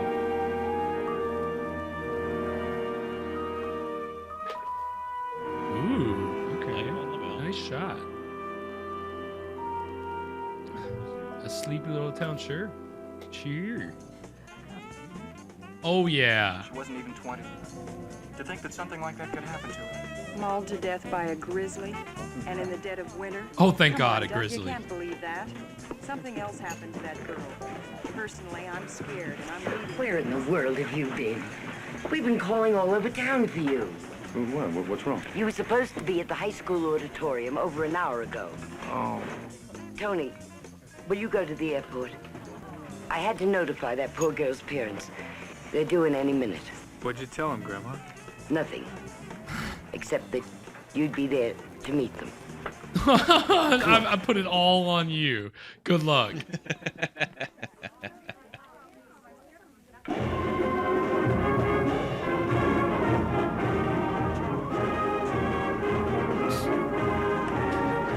it.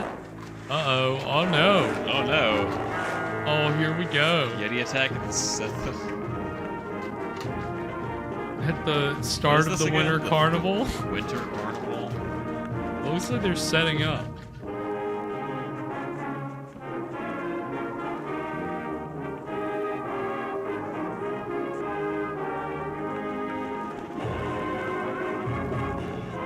They don't have the budget to pack this place out for the Winter Carnival, so it's just the prep for the Winter Carnival. Yeah, you're probably right. I love that. Hi, Betty Joe. Listen. Oh, Betty Joe, smile. I am trying to smile. But I keep imagining how that Betty That Joe. dead girl. It's carnival I could be a time, dead girl. and you're the queen.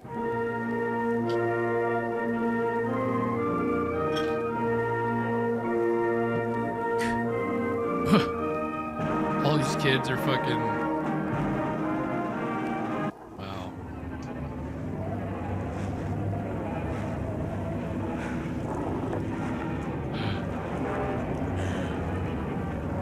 Oh, nice.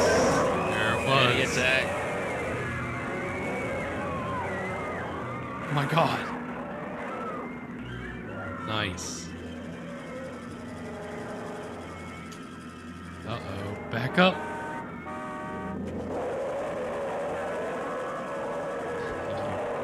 Uh-oh. I like the shadow work. Oh, Ooh, fuck. Jeez. Yeah, that was kind of cool.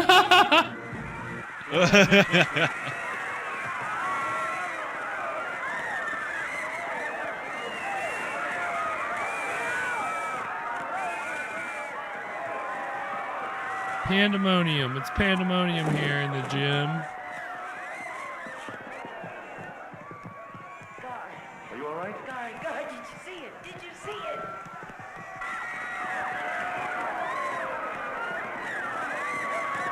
Oh, shit. Damn. I read something that said that they think she might have really fallen and hurt herself. I wouldn't be shocked.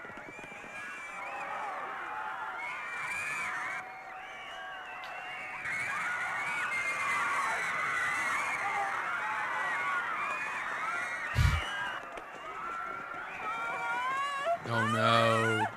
Oh. Brutal.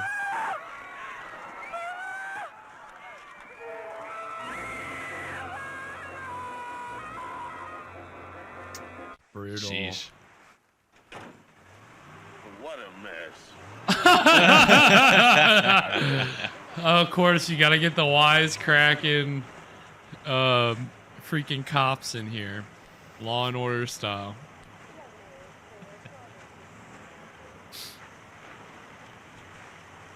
Gar. Please tell Tony I'm sorry. He was right. I should have let him report it. But we had to have our winter carnival. It was our 50th.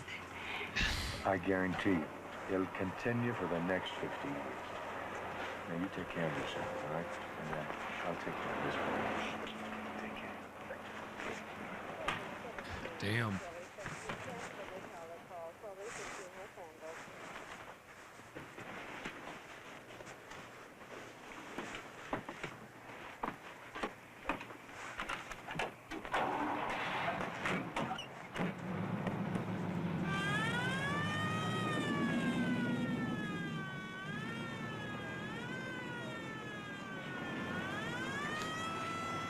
Still can't get a hold of Tony. Seems to be a lot of hysteria back at the lodge. Bad news travels fast. You better let me drive you back, Mr. Seabird. Don't worry about the car. I'll have one of my deputies take care of it. It's The wife's Seabird, probably not worried Seabird. Appreciate it. Well, you sure picked a bad time to go to work for Real Lodge. Yep. What are you gonna do next? Well, as soon as it's daylight, I'm gonna get out there and see if I can't track that thing down. I'd like to come along with you if you don't mind. Well, Tony says you're a crack shot. Didn't he already invite them to come Sure. along? By the way, did you teach your wife to ski like that? Like what? When did you ever see her ski? Well, she followed us clear out to the barn. I saw her up in the hills watching us. Uh-oh. Then I guess she turned around and headed back. Mm-hmm. I wonder how she found out there was something going on. Well, sir, I was wondering the same thing till I found out she was a lady reporter. Yeah. My deputy figures that she You know overheard those him telling lady Mrs. Rill to send reporters. Tony out there, and I guess something in the way he said it must have tweaked her nose for news. Right. At any rate, let's Kinda hope that by nose this for time tomorrow news. night we'll Nose have for an end to news. this story for her.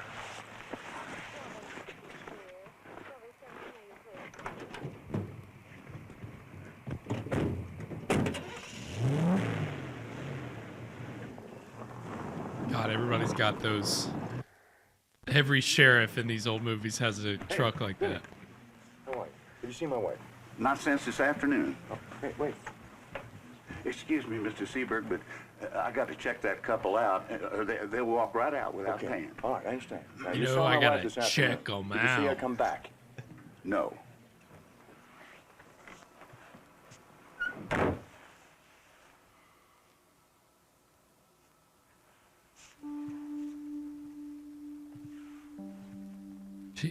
So what is she doing out there at this time of night?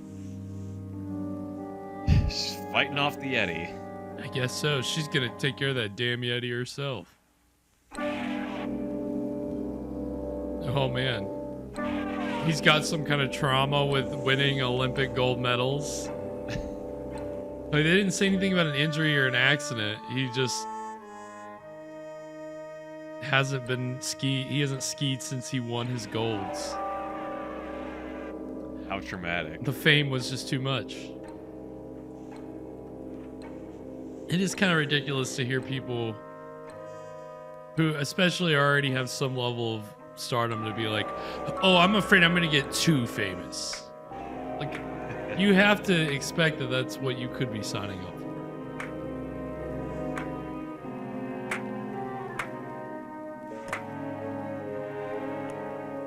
If you wanted privacy, you shouldn't have chosen to be an actor.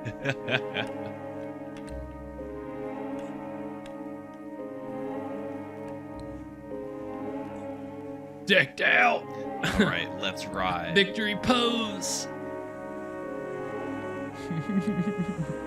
Yeah, looking at me makes it look so cool and effortless.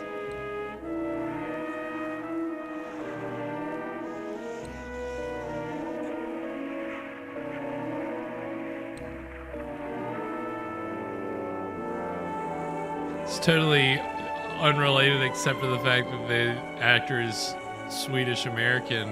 Is the Swedish chef racist?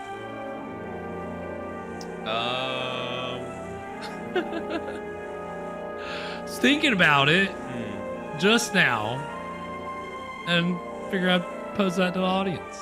And you, Evan. Yeah, what does the audience think? It's definitely a stereo. There is a stereotype. I mean, it's doesn't just like the a Swedish weird chef just caricature. Morgan, you know? Yeah, like, I guess that's if just you're kind of implying that all Swedish people talk like that. I don't know if that's racist, but it's definitely stereotypical, for sure. Racist is not the right word. Yeah.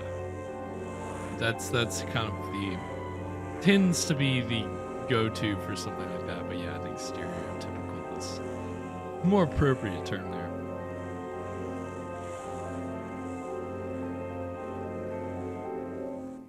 Has he been skiing? Is it still night? Are we doing some day for night stuff? is the sun still going down?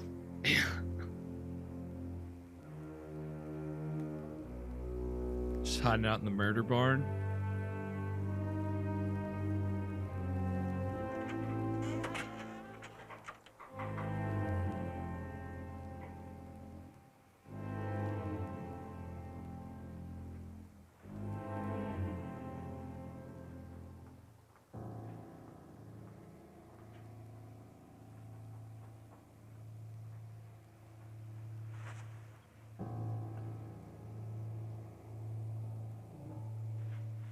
I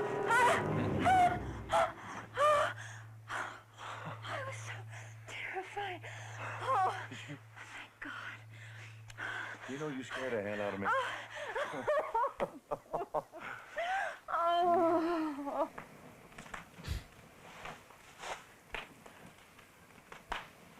Having a fire in the barn? I don't know about that. I'm proud of you. I'm sorry I let us drift so far apart. Well, we both kind of let that happen. I should have been there when you needed me all these years. You Yeah. finally were. I was? Sure. If you hadn't gotten lost, I would never have had good enough a reason to get back on my skis again. How was it?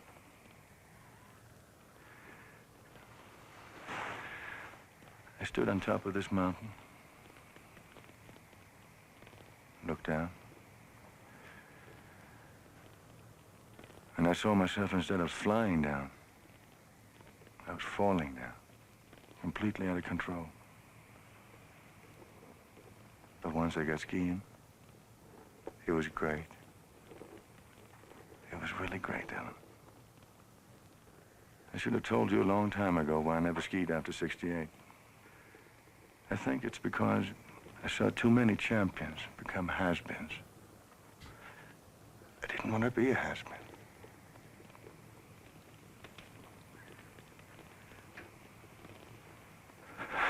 So I figured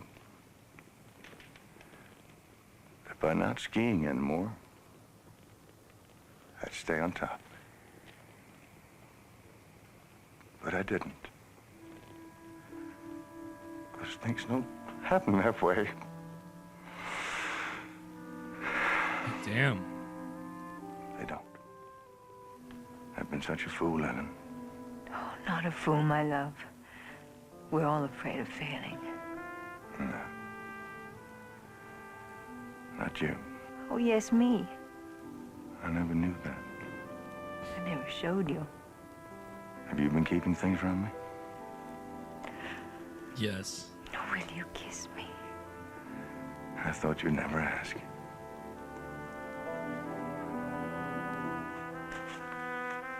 Dee, dee, dee.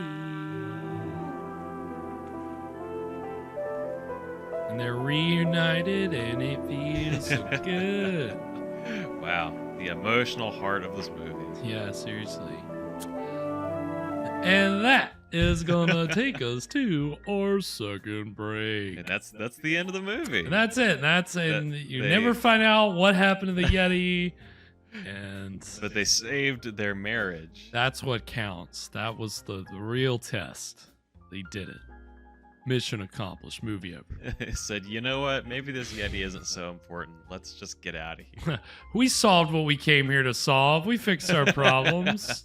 Our story's over. Yeah, if only it were that simple. I'm not going back out there. There's a Yeti out there. Yeah, if they were smart, they would just pack up and leave now, but we know that's not normally how these things go. But what do we think so far, Evan? It's still doing its thing, still chugging along. Yeah. That attack on the winter carnival was fantastic. I thought. Yes, it wasn't bad. It was pretty Punching good. out the windows. Yeah, Saw his face.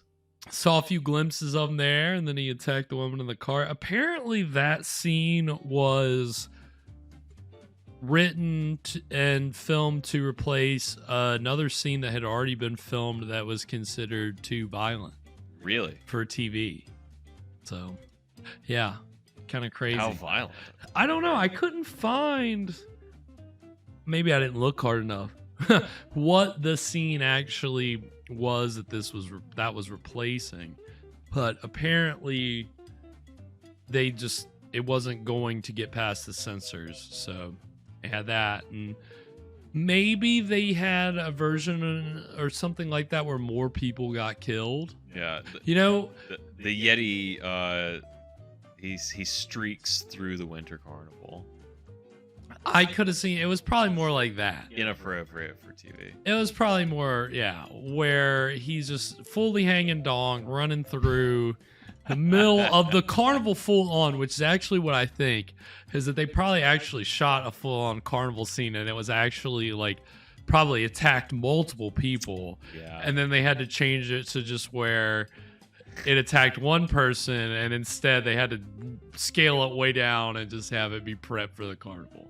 So mad. Something like I'd be that. so mad if I went through all that trouble. It to seems shoot, like, carnival but scene. there is, I mean, even Jaws, you know, beloved now for being the way it is. There were certain scenes that, as originally shot, were deemed too violent and were like cut down. Yeah, like one of when the shark streaks through the beach. the shark hangs down. You don't even want to see what that looks like, because they don't tell you that shrinkage doesn't affect sharks. You wouldn't believe the size of the package that a shark and Jaws is working with.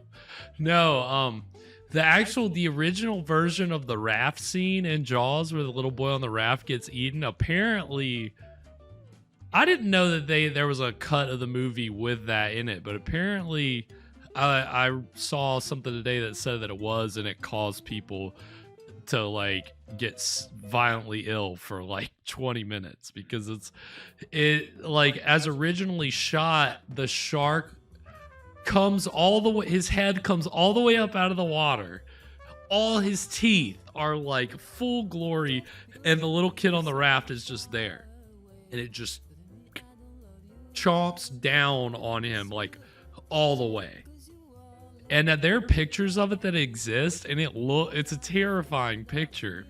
And you can see some, like, they have some behind the scenes video of it. It was much more violent. And they in long shots you see it kind of violent, but they cut it out from the main version. And then there's a scene later where a guy gets like attacked in like a little rowboat. He gets knocked out of the rowboat and then gets his leg bitten off. His death was much more bloody and gruesome and violent, and they cut it down because, you know, sometimes you don't have, you can be more effective with less violence, right? And these TV movies had to kind of work within that. They couldn't be super violent, so you have to try to scare people with suspense and just, you know, building up the tension and then executing it. You know? So yeah, you don't want to desensitize the audience. No. You kill everybody at the Winter Carnival, then what do you care at that point? Yeah, you're not invested anymore. I mean, it would have definitely been nice to. I wish that scene still exists. If it did, as you're describing. I don't know if that's actually what the scene was. If it seems to me like that makes a lot of sense, but rampaging through the carnival. Yeah, that would have been spot on. I mean, again, that's what the setup kind of leads you to think is going to happen, right? Yeah. Because they just keep talking about the carnival. They keep talking about it, so you expect, all right, shit is gonna go ham whenever it's time for the carnival. And it kind of did, but it kind of didn't. And I think that has something to do with the fact that it's a TV movie, you know? Otherwise, that thing could have been scalping people and, you know, fucking ripping people in half and really getting... Yeah, well, it canonically tears people's faces off. Yeah, that was an intense detail. Obviously not going to see anything from that, but... Yeah, it's a great example of tell, don't show. Yeah, well, again... It worked, I guess. That's what they... Yeah, it definitely took me back when I heard it. But that's kind of what they have to do with these TV movies. And again, you know, we got some interesting stuff here in this second act about, you know, the Gar's wife having, you know, covered this in her job as a reporter, you know, done a story on the Yeti and on the Bigfoot the controversy. That's right. That's what he called it. I was trying to remember. Yeah, the controversy. But remember, you know, when we watched The Legend of Bigfoot, we talked about how this was like, this time there was a Bigfoot craze in the country and in movies. There was kind of a Bigfoot.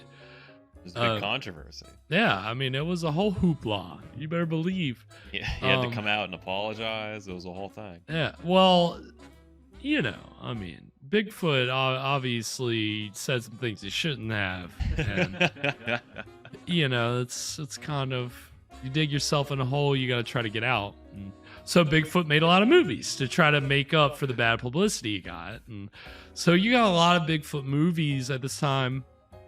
You know, I mean, we saw so many trailers for him when we watched The Legend of Bigfoot. But when it comes to like Yeti, Sasquatch, Abominable Snowman movies, this was really one of the only ones that was made during the Bigfoot craze of the mid to late 70s.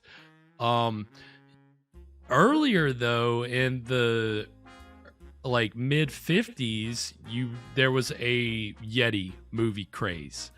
Weirdly enough. Because in the early 50s, there started to be more, you know, sightings of footprints and people were reporting to have sighted a Yeti, and there was a purported Yeti scalp. And I read today a story about how apparently, I don't know if this is true, but Jimmy Stewart helped a guy smuggle a Yeti hand to get tested, and I don't know. We're gonna see another. Get tested where? The Yeti lab? We're gonna have one of those Yeti movies from that early film craze called The Snow Creature. It's public domain, so when we watch that, I'll dig into that story. I'll get the specifics for you. But that movie was 1954. That was the first like real Yeti movie, was The Snow Creature. Then you have the trailer that we saw at the beginning of our pre-roll tonight, Half Human, which was a Japanese film made by the same some of the same people that did Godzilla, the original Godzilla. We saw a trailer for an Americanized version that put John Carradine in it. But that was a Yeti movie. And let's see, what else was it? The kind of the most popular one at the height of that 50s craze, Yeti craze, was the Abominable Snowman, aka the Abominable Snowman of the Himalayas. So that's the first trailer that we're gonna see during this break, and that's a Hammer Films production. Hammer was the studio based out of England that did the horror movies in the 50s and the 60s, and so it's got Peter Cushing in it. And it's I've seen that movie a lot. I saw it as a kid. I love it. But it's it's kind of like tonight's movie in that it is very minimal in how much of the Yeti it's going to show you. But it's, you're still going to see this kind of large, but not super abnormally large creature. Right? They keep it kind of reined in. They don't do anything too crazy with it, right? And so the Abominable Snowman was like the height of the craze, and then it died down. And between that and then tonight's movie, you don't really have any other Yeti movies. You've got the Abominable Snowman who pops up in Rudolph the Red-Nosed Reindeer, which I think for a lot of people kind of was a cultural touchstone of establishing this white-haired Yeti, because other versions of the Yeti have it looking like a Bigfoot, brown hair. It just kind of lives in these, more mountainous, snowy climates. Mm-hmm. But you have these representations of it as this white-haired creature, and I feel like the biggest proponent of that is definitely Rudolph the Red-Nosed Reindeer. Yeah, the Bumble. Bumble, exactly. It's like the Bumble. And the Abominable Snowman movie from '57 doesn't really go with that look. But tonight's film obviously does. He's got white fur. The second trailer that we're gonna see tonight is for a movie entitled Yeti that came out the same year as tonight's film. But it's an Italian movie, and the trailer that we're gonna watch tonight for it is German, and this is absolutely bonkers. This movie looks like a mashup of like King Kong mixed with like a disaster movie, like The Towering Inferno mixed with I don't know, it just looks absolutely ridiculous. And the Yeti looks like a fucking glam rocker. He looks like George Michael with like the hair. And then, but it's like if that same hair covered the rest of his body. What? And he's also got like eyeliner and like a matching beard. Okay. So you've got to see this. This is so great. I feel like I've got to see this movie because it looks like it's supposed to take place in the United States. Like there's like taxi cabs driving around at one point that are like, you know, have something, you know, in English on them. Like, so, definitely a pretty wild looking movie. So, we're gonna have a lot of fun with that trailer. So, we're going to get these 2 Yeti trailers, and then when we come back, we'll get into the exciting conclusion of Snowbeast. So stick around. We'll be right back. A small band of men on a perilous search for the man-beast of Tibet. The abominable snowman of the Himalayas. You've heard of him, haven't you? The world's most shocking monster. No one's ever lived who's seen him. Be on your guard. He's coming to this theater. The abominable snowman dares you. We dare you. Dare you to see the abominable snowman of the Himalayas. What did it look like? Tell me, what did you see, Kusang? Tell me! I see what men must not see.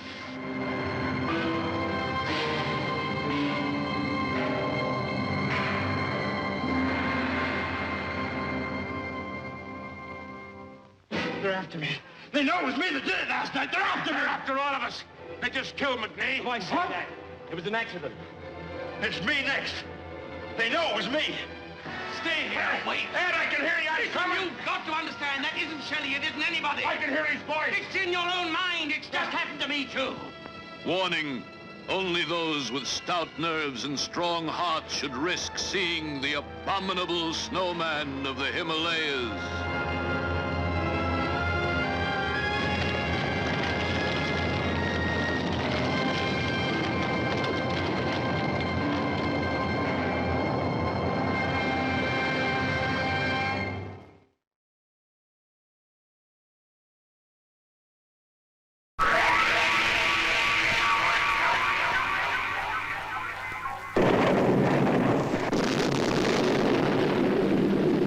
Yeti, der Schneemensch kommt.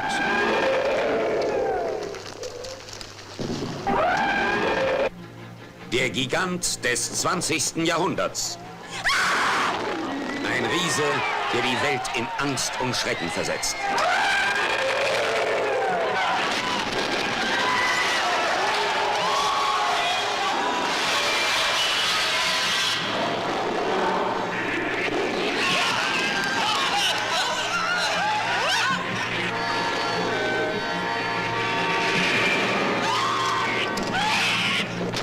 Ein berühmter Fotograf entdeckte riesige Fußspuren in der Arktis. Von Yeti, dem Schneemenschen.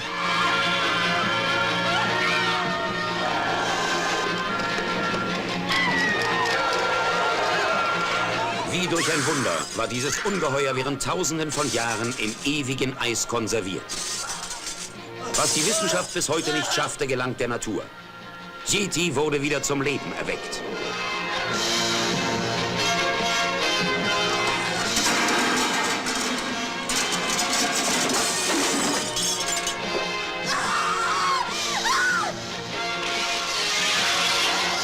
Eine Stadt, ein ganzes Land in Panik.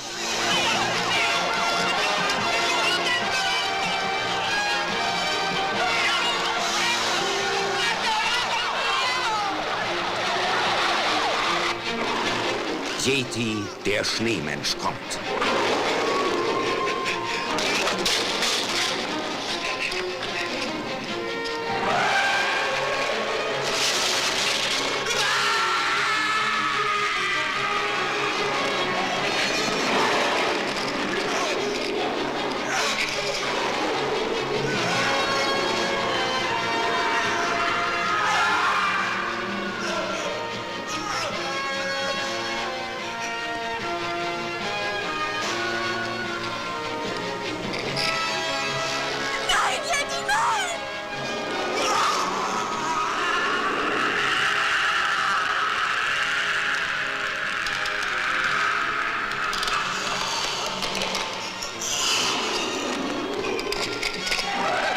Film, der Ihnen das Blut in den Adern gerinnen lässt.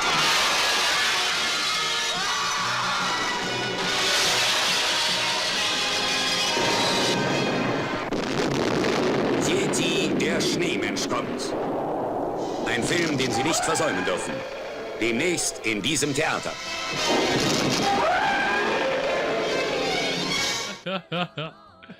And we are back. So that was the trailers for The Abominable Snowman and Yeti.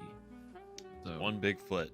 Yes, yeah, my goodness. What did you pick up any of the German that they were being spouted there? Little bits and pieces. Can't quite follow a movie trailer. No, I wouldn't. No, I wouldn't Is be able to. Schneemensch? Is that Snowman? I don't know.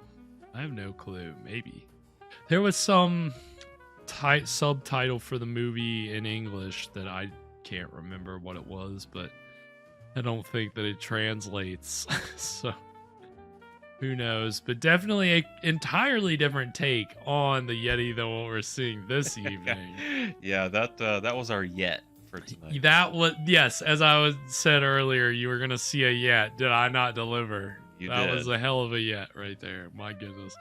Whole premise is that he breaks out of that giant block of ice and just starts going on a rampage. Right, yeah, the Titanic hits the iceberg and then I mean, it cracks open out of the... I don't know if this movie came up in any of my research for Legend of Bigfoot, or I don't know if I've come up across it before, but I feel like I've got to see it now. Because it just... I mean, I'm sure that trailer, like all the best trailers, just showed the best parts of the movie, but it still looked like a lot of fun. So probably put that one on the watch list if I can track it down. It looks fun. So definitely a little bit of Yeti, different Yeti, just Yeti, like you said, Yeti, not yet, that we're getting tonight. So I mean, we're gonna see. It's morning, so the sheriff he said he's going out. He's hunting that thing down. Come sun up. Yeah, we're here at the final showdown. We're gonna mosey on up to the peak, and we're gonna see if we can't show this Yeti a little Western justice. That's what. I just hope the sheriff just gets unceremoniously killed within 5 minutes of him going out on the hunt. Just really, would make it. Yeah, they won't even be looking at him. They'll just have it on someone else and do the red flash. You gotta love that fade to red. Isn't it effective? Certainly not confusing when you use it on a live character and a dead character, dying character. If they beat the Yeti, are they gonna do the fade to red on the Yeti's face? Maybe. That'd be good. That'd be kind of cool. Yeah, I mean, that when you take him out, that's what should happen. It's video game rules. Yeah, yeah. Well, yeah. He's the final boss. You hit him enough times, and then he kind of wobbles and just fades out of existence. He's been vanquished. Yeah, that'd be great. We'll see. I mean, late 70s video games were just becoming a thing. So maybe they took a cue and they figured out, all right, this is the final boss. This is how we gotta execute this. We'll see. Anything before we get into it, Evan? My one hope is that this ends with they go to do the showdown, and the Yeti challenges them to a ski off. Ooh, that's the only way to settle Winner this. take all. This is my mountain. It's time to hit the slopes and really see who's the king of this mountain. Yeah, it turns out this was all just an advertisement for Jack Link's beef jerky. Classic corporate sponsorship. Tainting our movies with their just trying to sell stuff to you. What are you gonna do? Well, I think we're gonna go ahead and get into the exciting conclusion of Snowbeast right now.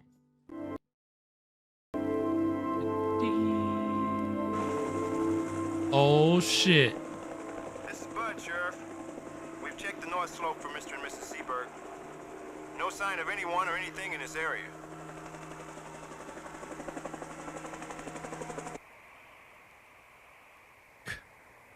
Why not go check the barn?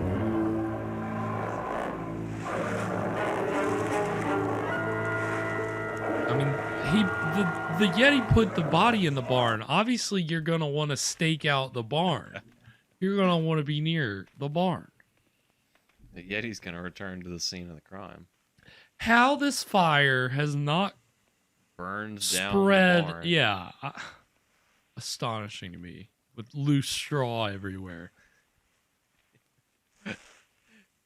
This barn's a damn tinderbox. Did you say something? Yeah, I said. Let's go home, God. Put them. Do we have to? Come on. They're gonna catch the Yeti and they're gonna pull the mask off, and underneath it was Carrie Real.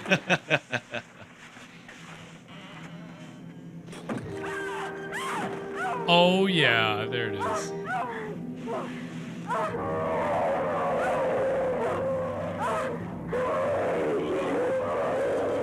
All right, Gar, you got your groove back. What can you do?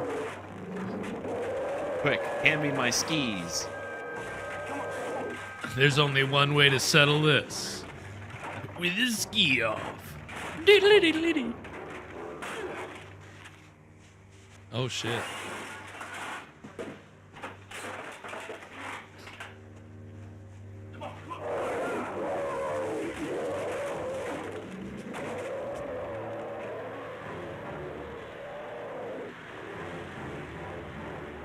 I think the biggest problem with the Snow Beast is he doesn't know how to open doors.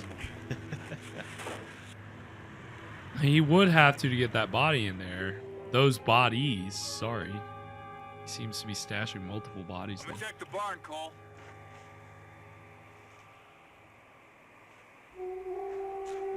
Oh shit. Tony? Wait a minute. Up there on the hill. No, it's gone, but I saw it. I swear. We're gonna have to go back over the bridge and turn around to get over there. Ugh.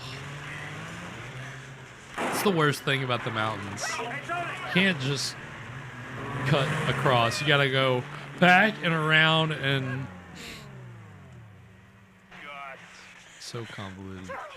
Oh, You okay? We're all right. Sheriff and his deputies up there looking for her right now.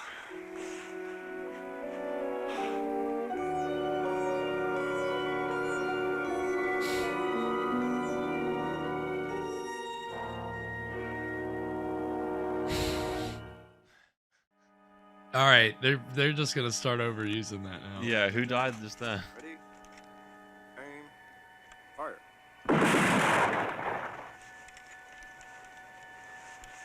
What was that? A 6-gun salute?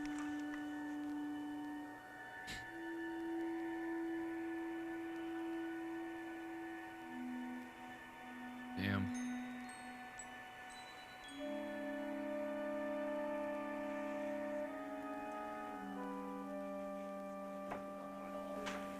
I told the sheriff I was going to catch up with him. Guess you two better get some sleep, huh? No, I'll go with you. After the night you've been through? Sure. If I'm asleep when you come in, wake me up. We got it! The sheriff himself shot it right between the eyes. We're bringing it in. Oh, okay. That's an interesting development. We got him. Off screen? Party! You know these ski lodges, the people there are just always looking for an excuse to party. Yeah. Sheriff done killed himself a Yeti. I couldn't believe one of those things would be out in the wintertime. Yeah, I'm amazed. Well, there's some shot, huh?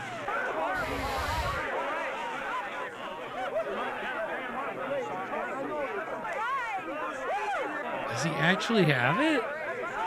They're acting like he does. Oh, nice.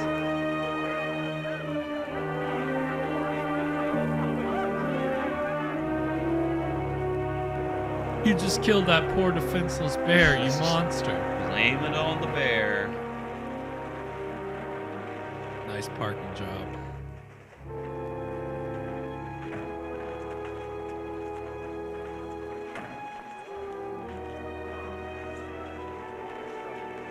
Name's Gar, I can park however the hell I want.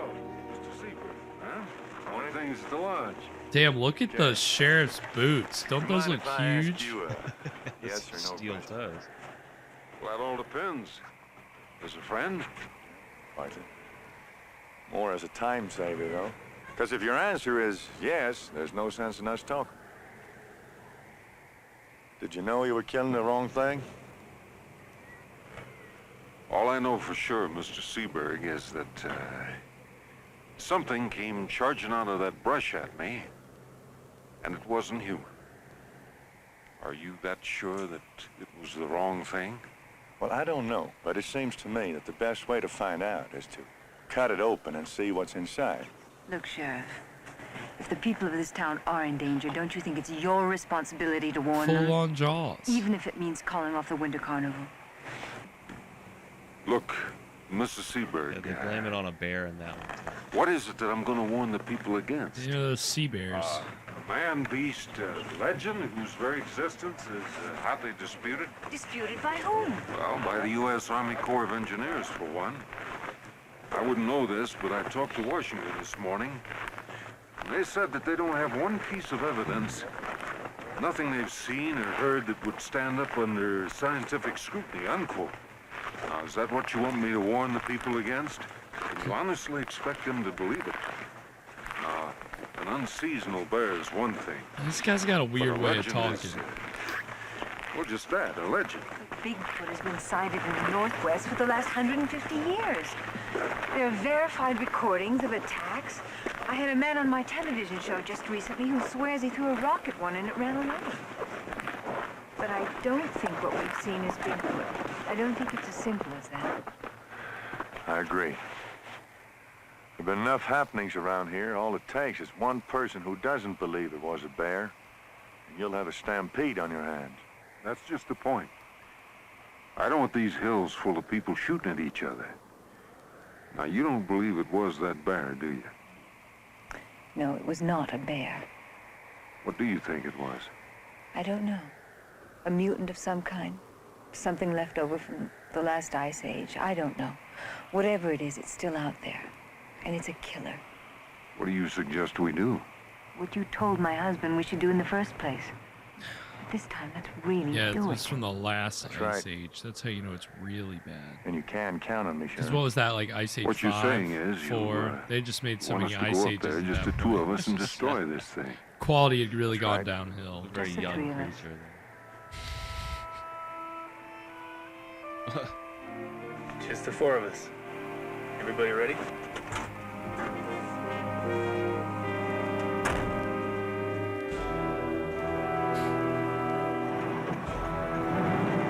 To kill ourselves a Yeti. Oh, hell yeah. We got the fucking camper. Convoy going. Nice. Oh. Kill mission. So cold, dude. I'd be so miserable.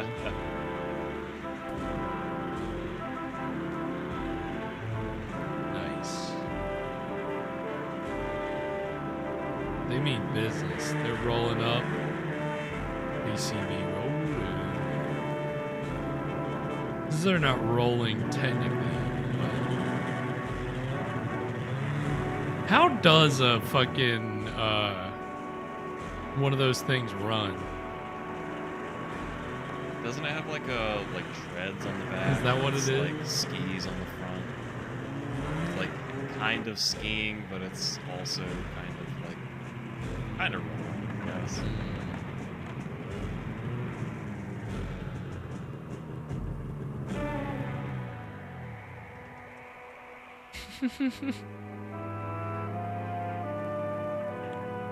Everybody's got their fresh fits on, man. They got their new outfits on for the final battle.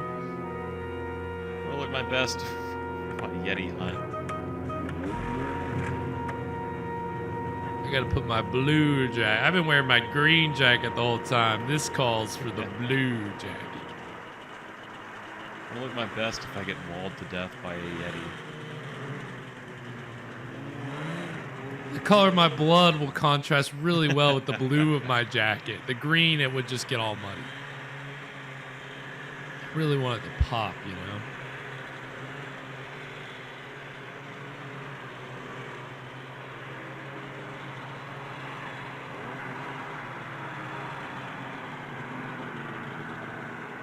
Nice. Beautiful. Beautiful.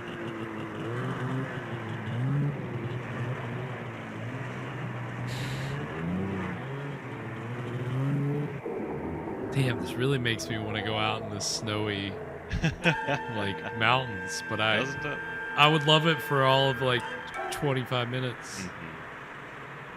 Then, like I always do in the snow, I start getting cold and miserable. My hands get cold.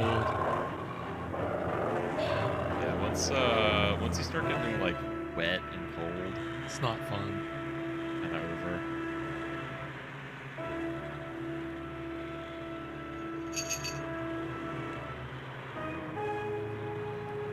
And they're just having fun. They're not even really looking for anything. They're just out there. It's just an excuse to ride around in the snow.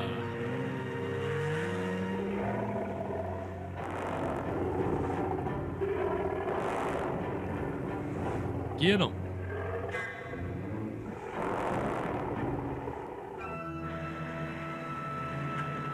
Camper's the bait. Yetis can't resist you.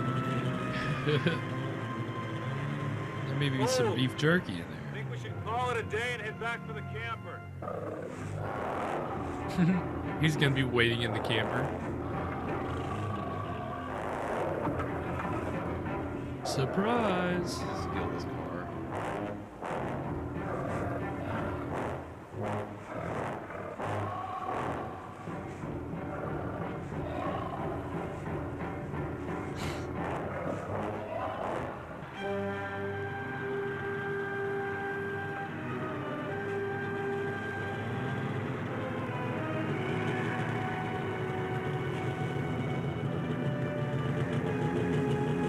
Do they really need their lights on?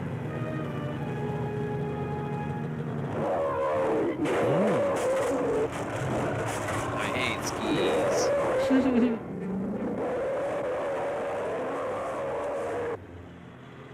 All you skiers coming in, messing up the perfectly fresh snow. This is a snowboarding mountain.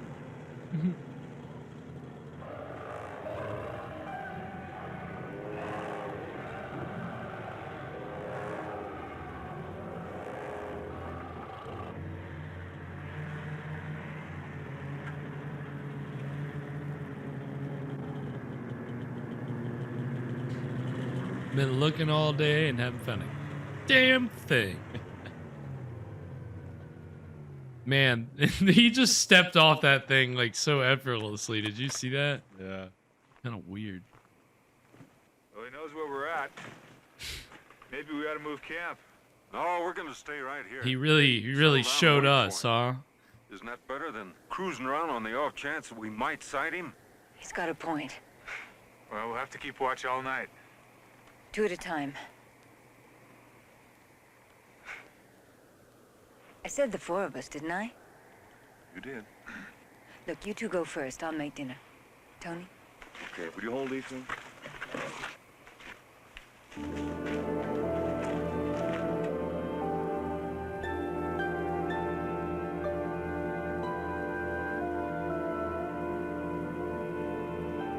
I love shots like this.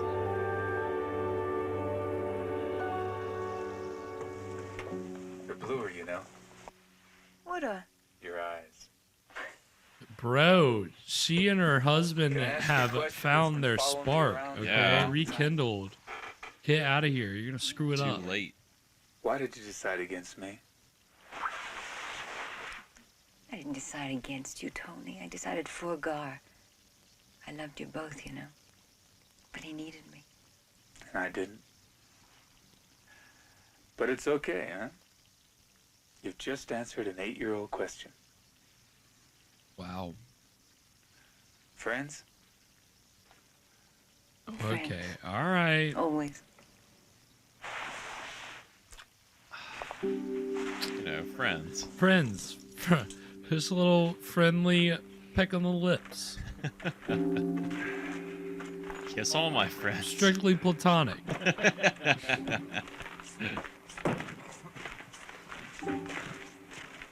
Our watch, gentlemen. Made some dinner. It's on the table for you. All right. Sounds great.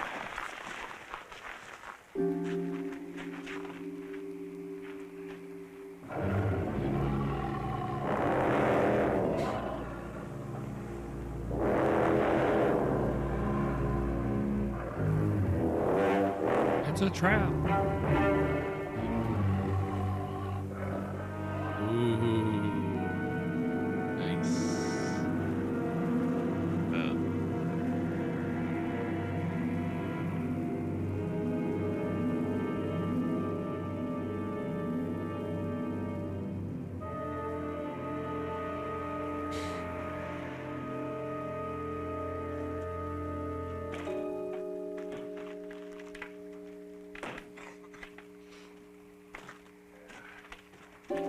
Good morning.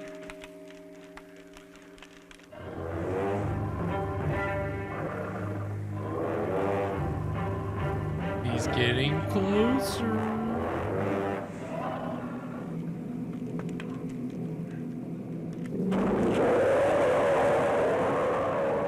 Nice. Oh shit. Oh no. Look out.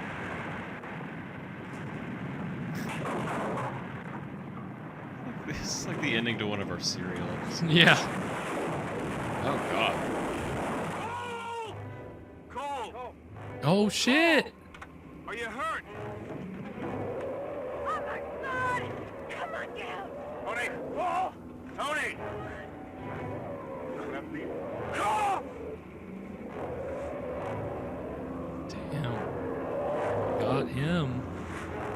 Oh no, it's gonna get him.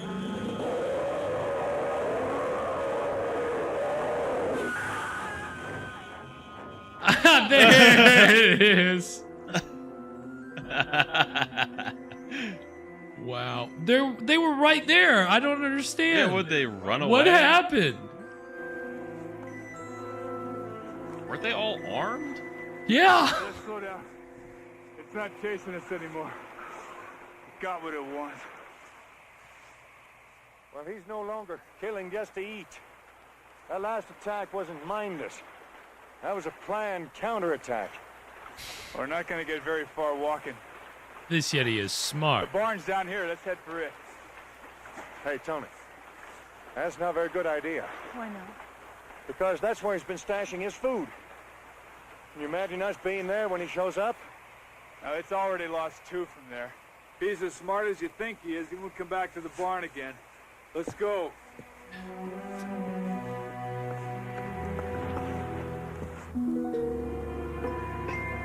Yeah, I don't know. It's Yeah, it's kind of a weird.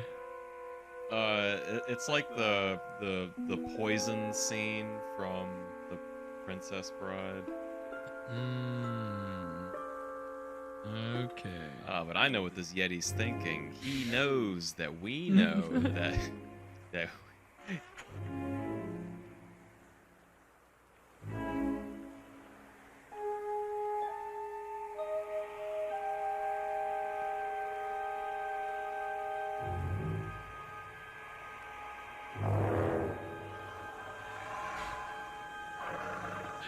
They're definitely making like good use of, these atmospheric POV shots. Now, whether they're overusing it or not, I'll leave that up for the audience to There's 3 decide. sets of skis and 3 rifles back up at that camper. Why don't you stay with Ellen? There's no sense in all of us risking our lives. Hold on. We decided we would stay together until this thing was over. Stay together. We're more vulnerable if we split up. Okay. Very good. Thank God they got that right. Hey, maybe we should split up. Nah, that's dumb. Isn't it refreshing? You're like, please just once say, yeah, let's not do that. And it's like, oh yeah, okay, we will.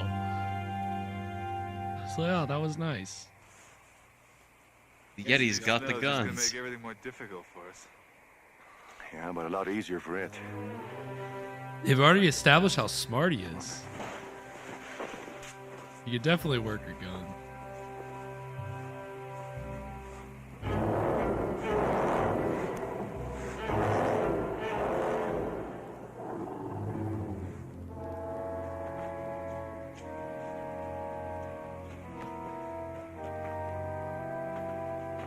I don't understand why they don't try to make friends with the Yeti.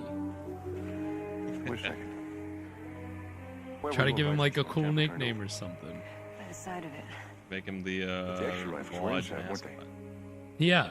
Yeah. This is... all right, everyone, we want to introduce you to the Abominable Snowman.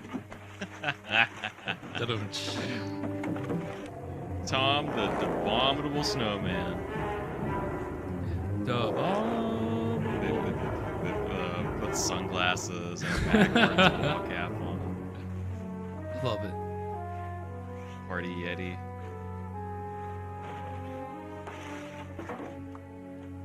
Ellen, can you see the rifles? No. Where can you find anything?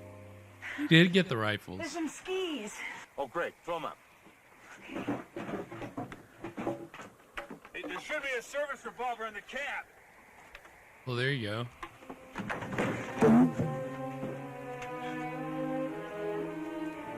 Damn, he really fucked that thing up with those logs. Ellen, look in the closet. The rifles may be there. All right.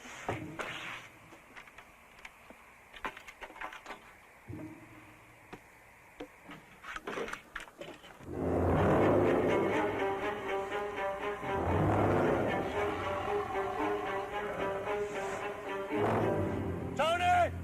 Look! I found the gun! I use it! I hit him!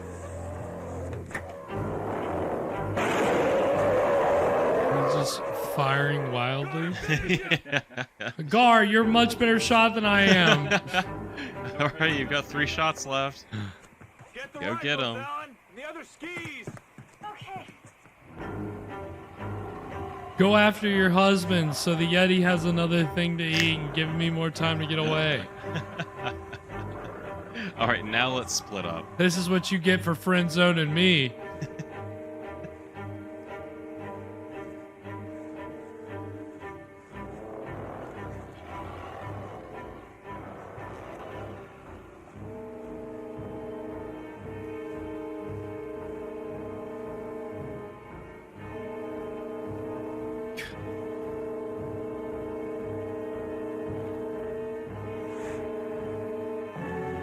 Oh shit, he hit it. The other guy, Tony.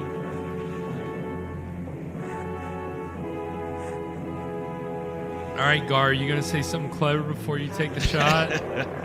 That's what Evan wanted to know.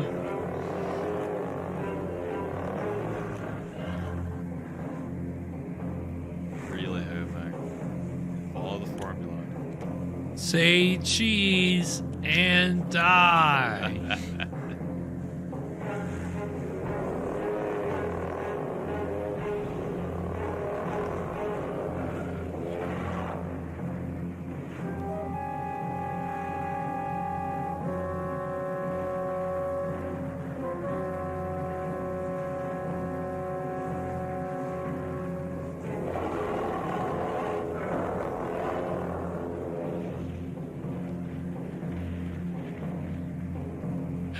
love how like very little we've seen of the Yeti. Yeah. We've definitely seen more footprints than Yeti.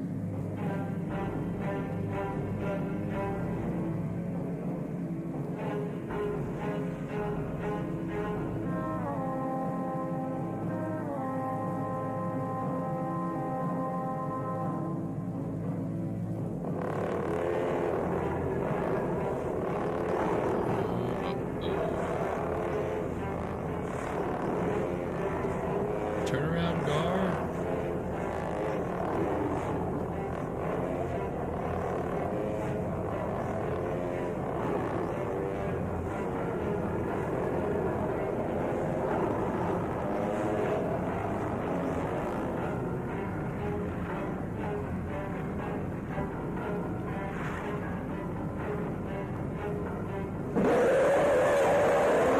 Oh man.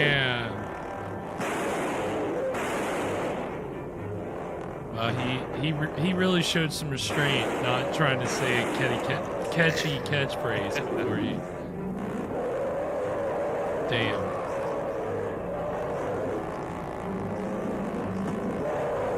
Oh.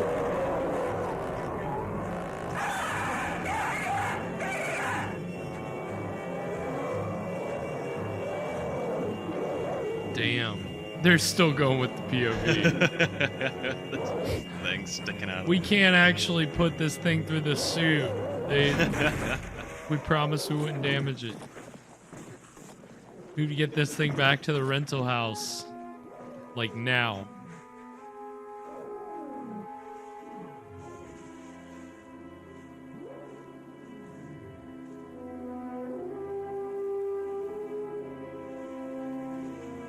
Looks like you just got the Olympic gold in killing Yetis.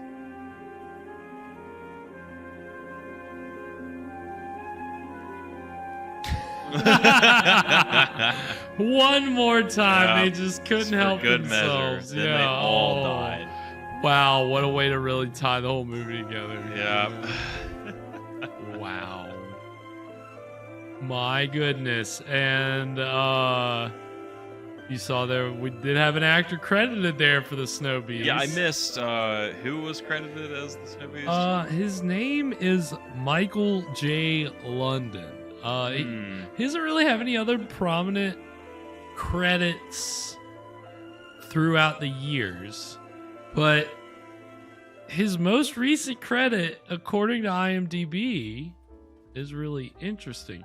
Now, do we want to talk about how the movie was before we talk about that, or do we want to get into who the actor, his other interesting credit? Let's just keep this actor train going. Okay, so because in my initial research, like he didn't have a Wikipedia page. I just on a whim was like, maybe I should see who this actor was who played the Snowbeast. It may be somebody interesting.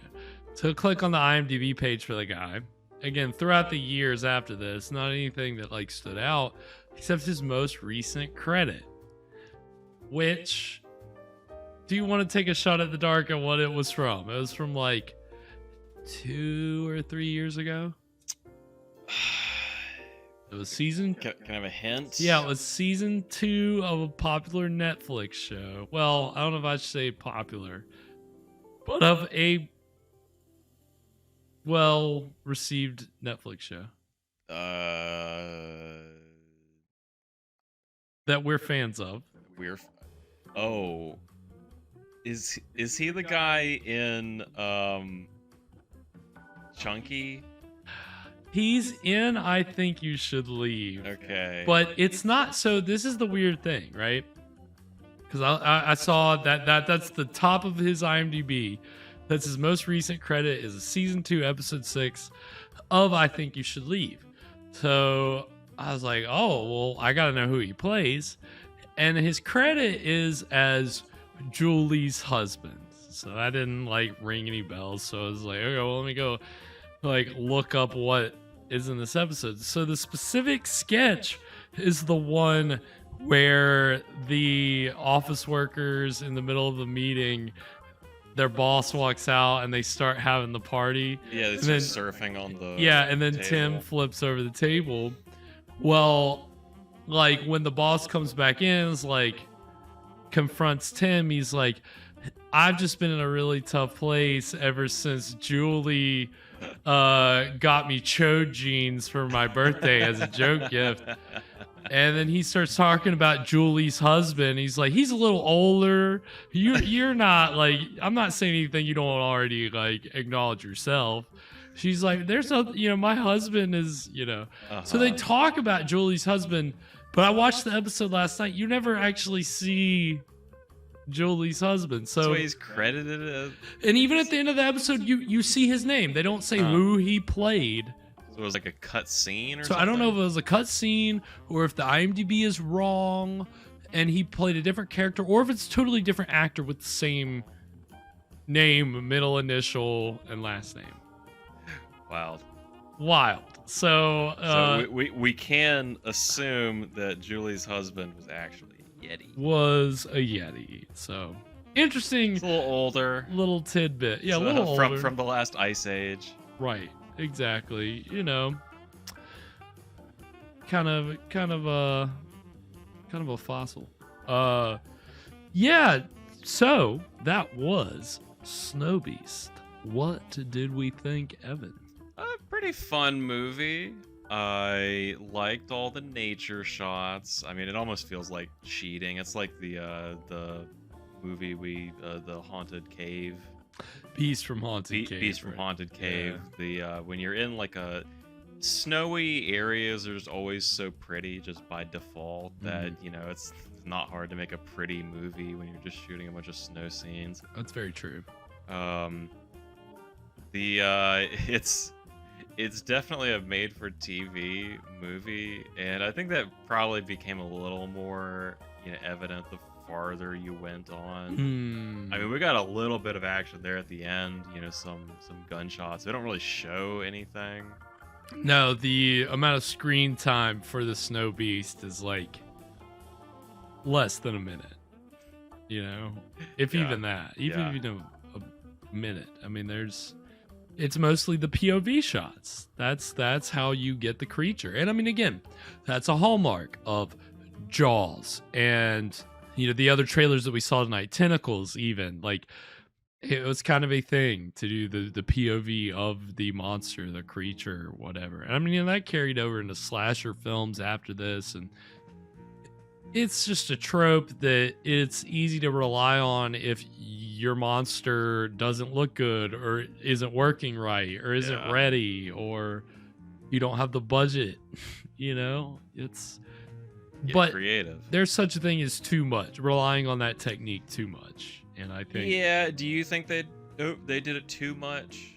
They did it quite a bit. I think if you've got the suit, why not show the suit the whole time? Yeah. But I think maybe there's this kind of play to it of, well, we really want to show the beast as little as possible. Sometimes some filmmakers want to do that, and usually the studios will say, no, you have to show the beast. Like, I mean, you think about, Bride of the Gorilla, which we saw a few seasons back. Like they showed the gorilla in reflections, but it was POV shots because they wanted to keep it up in the air, whether or not the guy was actually turning into a gorilla or not. Yeah. Like here, obviously, it's not like there's definitely a Yeti, but there is just something to be said for filmmakers making a conscious choice to say, well, I don't want to show the monster that much, but I'm kind of the practical belief that you've already got that, unless you only have the costume for a limited time, then you made the choice to show it that little. And why? If you have it was a decent costume. It wasn't a bad costume. Yeah, I thought it was fun. That was fun too. So. I mean, they showed the face. I mean, It did, and it looked good. Yeah, it's not like it was so bad they had to hide it or anything. Think about the Legend of Bigfoot. You saw the person dancing around in a long shot, and you had a couple other long shots. You didn't get a close up of the face because it would have looked terrible. Like this, at least looked decent. It had a face. I think it was a conscious. Unlike that girl. Oh my God, I know. Which, you know, again, show that too. I mean, that like you said, it showed itself as a TV movie the more it went on. You know, if it was a feature film that came out at this time, it would have shown the body with no face. It would have shown more of the Yeti, but you know, you get what you get. It was still by TV movie standards pretty solid, you know, not bad at all. Not too bad. Not too shabby. So a good way to spend a winter's evening. You know, I hope that you know, gave you an excuse to keep warm, whether that's with a little bit of, ironically, snow cream. A little bit of snow scream or a fire you lit in your barn. Right. You know, you just got some spare straw laying around. You want to really feel nice, warm, and cozy. Just pull some of it together and spark it up. Be a good move to get through these cold winter nights. Yeah. And to save your marriage. Yeah, right. If you really want to save your marriage, then get your wife so curious about something that she gets lost. You go and rescue her, and you conquer your fear, and it saves your marriage. So you're saying this was Gar's complicated scheme to make himself look good? Yeah. We didn't see it, but there were deleted scenes where the Yeti actually did take off a mask, and it was a man that Gar paid, but Gar shot him to cover up to get his money back, right? Because he's broke. He didn't have any job, and he didn't want anybody to find out the truth, right? And so yeah, it worked out for Gar in the end. He's a smart man. So yeah, I mean, pretty good, little 70s film. It was enjoyable. Yeah, I always like these movies from the 70s. Yeah, right. They the look and the feel. I mean, again, a lot of the stuff that we watch is black and white from the 40s, 50s. So anytime that you get up a couple decades later, it's, it's usually has a pretty nice pacing and tone. It moves fast, or at least faster than what we normally get. So yeah, it's enjoyable. But yeah, that was Snowbeast, and a pretty good way for us to cap off January, because this is our last episode for January. We will be off next week, so this is it, and we'll see how cold it is next month. But we will be back next month, the first Friday of February, and we'll actually be celebrating Black History Month with The Son of Ngagi, which is the only horror film from the 40s, from this time in classic Hollywood, to have an all-black cast, written by a black writer. Yeah, it's really rare. And this is, it was made in 1940. So it's actually before a lot of the Poverty Row horror movies we've already seen, and we'll see that it actually shares a lot in common with some of the movies that came after it. So I don't think this movie was ripped off in any way, but it just seems interesting to me that, turns out that there's some tropes and some things that would be done in some Lugosi movies and other low budget Poverty Row horror movies that were kind of maybe done here first. So it's interesting. I mean, it's got, it's kind of like a mix of, it's got like some old dark house stuff, some mad scientist stuff, some there's a gorilla. So it's, sticking with the, you know, the classic 40s theme of your monster is a person in an ape suit. That's, you know, that's also in the mix here. So it's interesting. Obviously, there will be some stereotypes. There will be some things that don't stand up, but it is notable just for the fact that historically, this is the closest thing we have to one of the regular horror movies on the show that was actually made for a black audience at this time. So it's of note. Yeah. So I haven't seen it before, so I'm excited to explore that here on the show, and of course that'll be next month, first Friday in February. So be sure to check that out. Of course, 9 p.m. Eastern, and we will. I don't quite know my days, so I don't know when the Wednesday before that is, but that's when we'll be back with our next installment of The Whispering Shadow, our 10th. We're our last 3, so we're wrapping it up. We'll be wrapping that up. February will be kind of the conclusion of season 8, and then March will be 2 years old. The show will be our birthday. Our birthday. We'll have watched 80-ish films, and we'll be getting into season 9. So it's all. The end is nigh. So we've had a lot of fun with season 8, and we're gonna end it off strong and be back for another year of public domain horror. So of course, if you want to go and keep track of what's going on with the show, what episodes we're watching, the drinks that Evan makes on Friday, you can go find that over on our Instagram page at ScreamStream Show. We're also on X and TikTok at ScreamStream Show. Of course, if you want to catch up on any of our past episodes, you can go find those over on our YouTube page at ScreamStream Live. Check those videos out, like and subscribe. If you want to follow us on the socials, you can find me over on X at Spakenstein, and Mr. Evan Sink is on X and Instagram at Caligari Cursed. Anything before we sign off tonight, Evan? You know what Gar should have said whenever they were sending them out there? Hit me.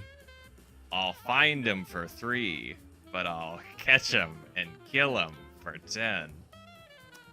Wow, that would have just really like, hey, are you quoting Jaws? Are you doing Jaws right now? Jaws?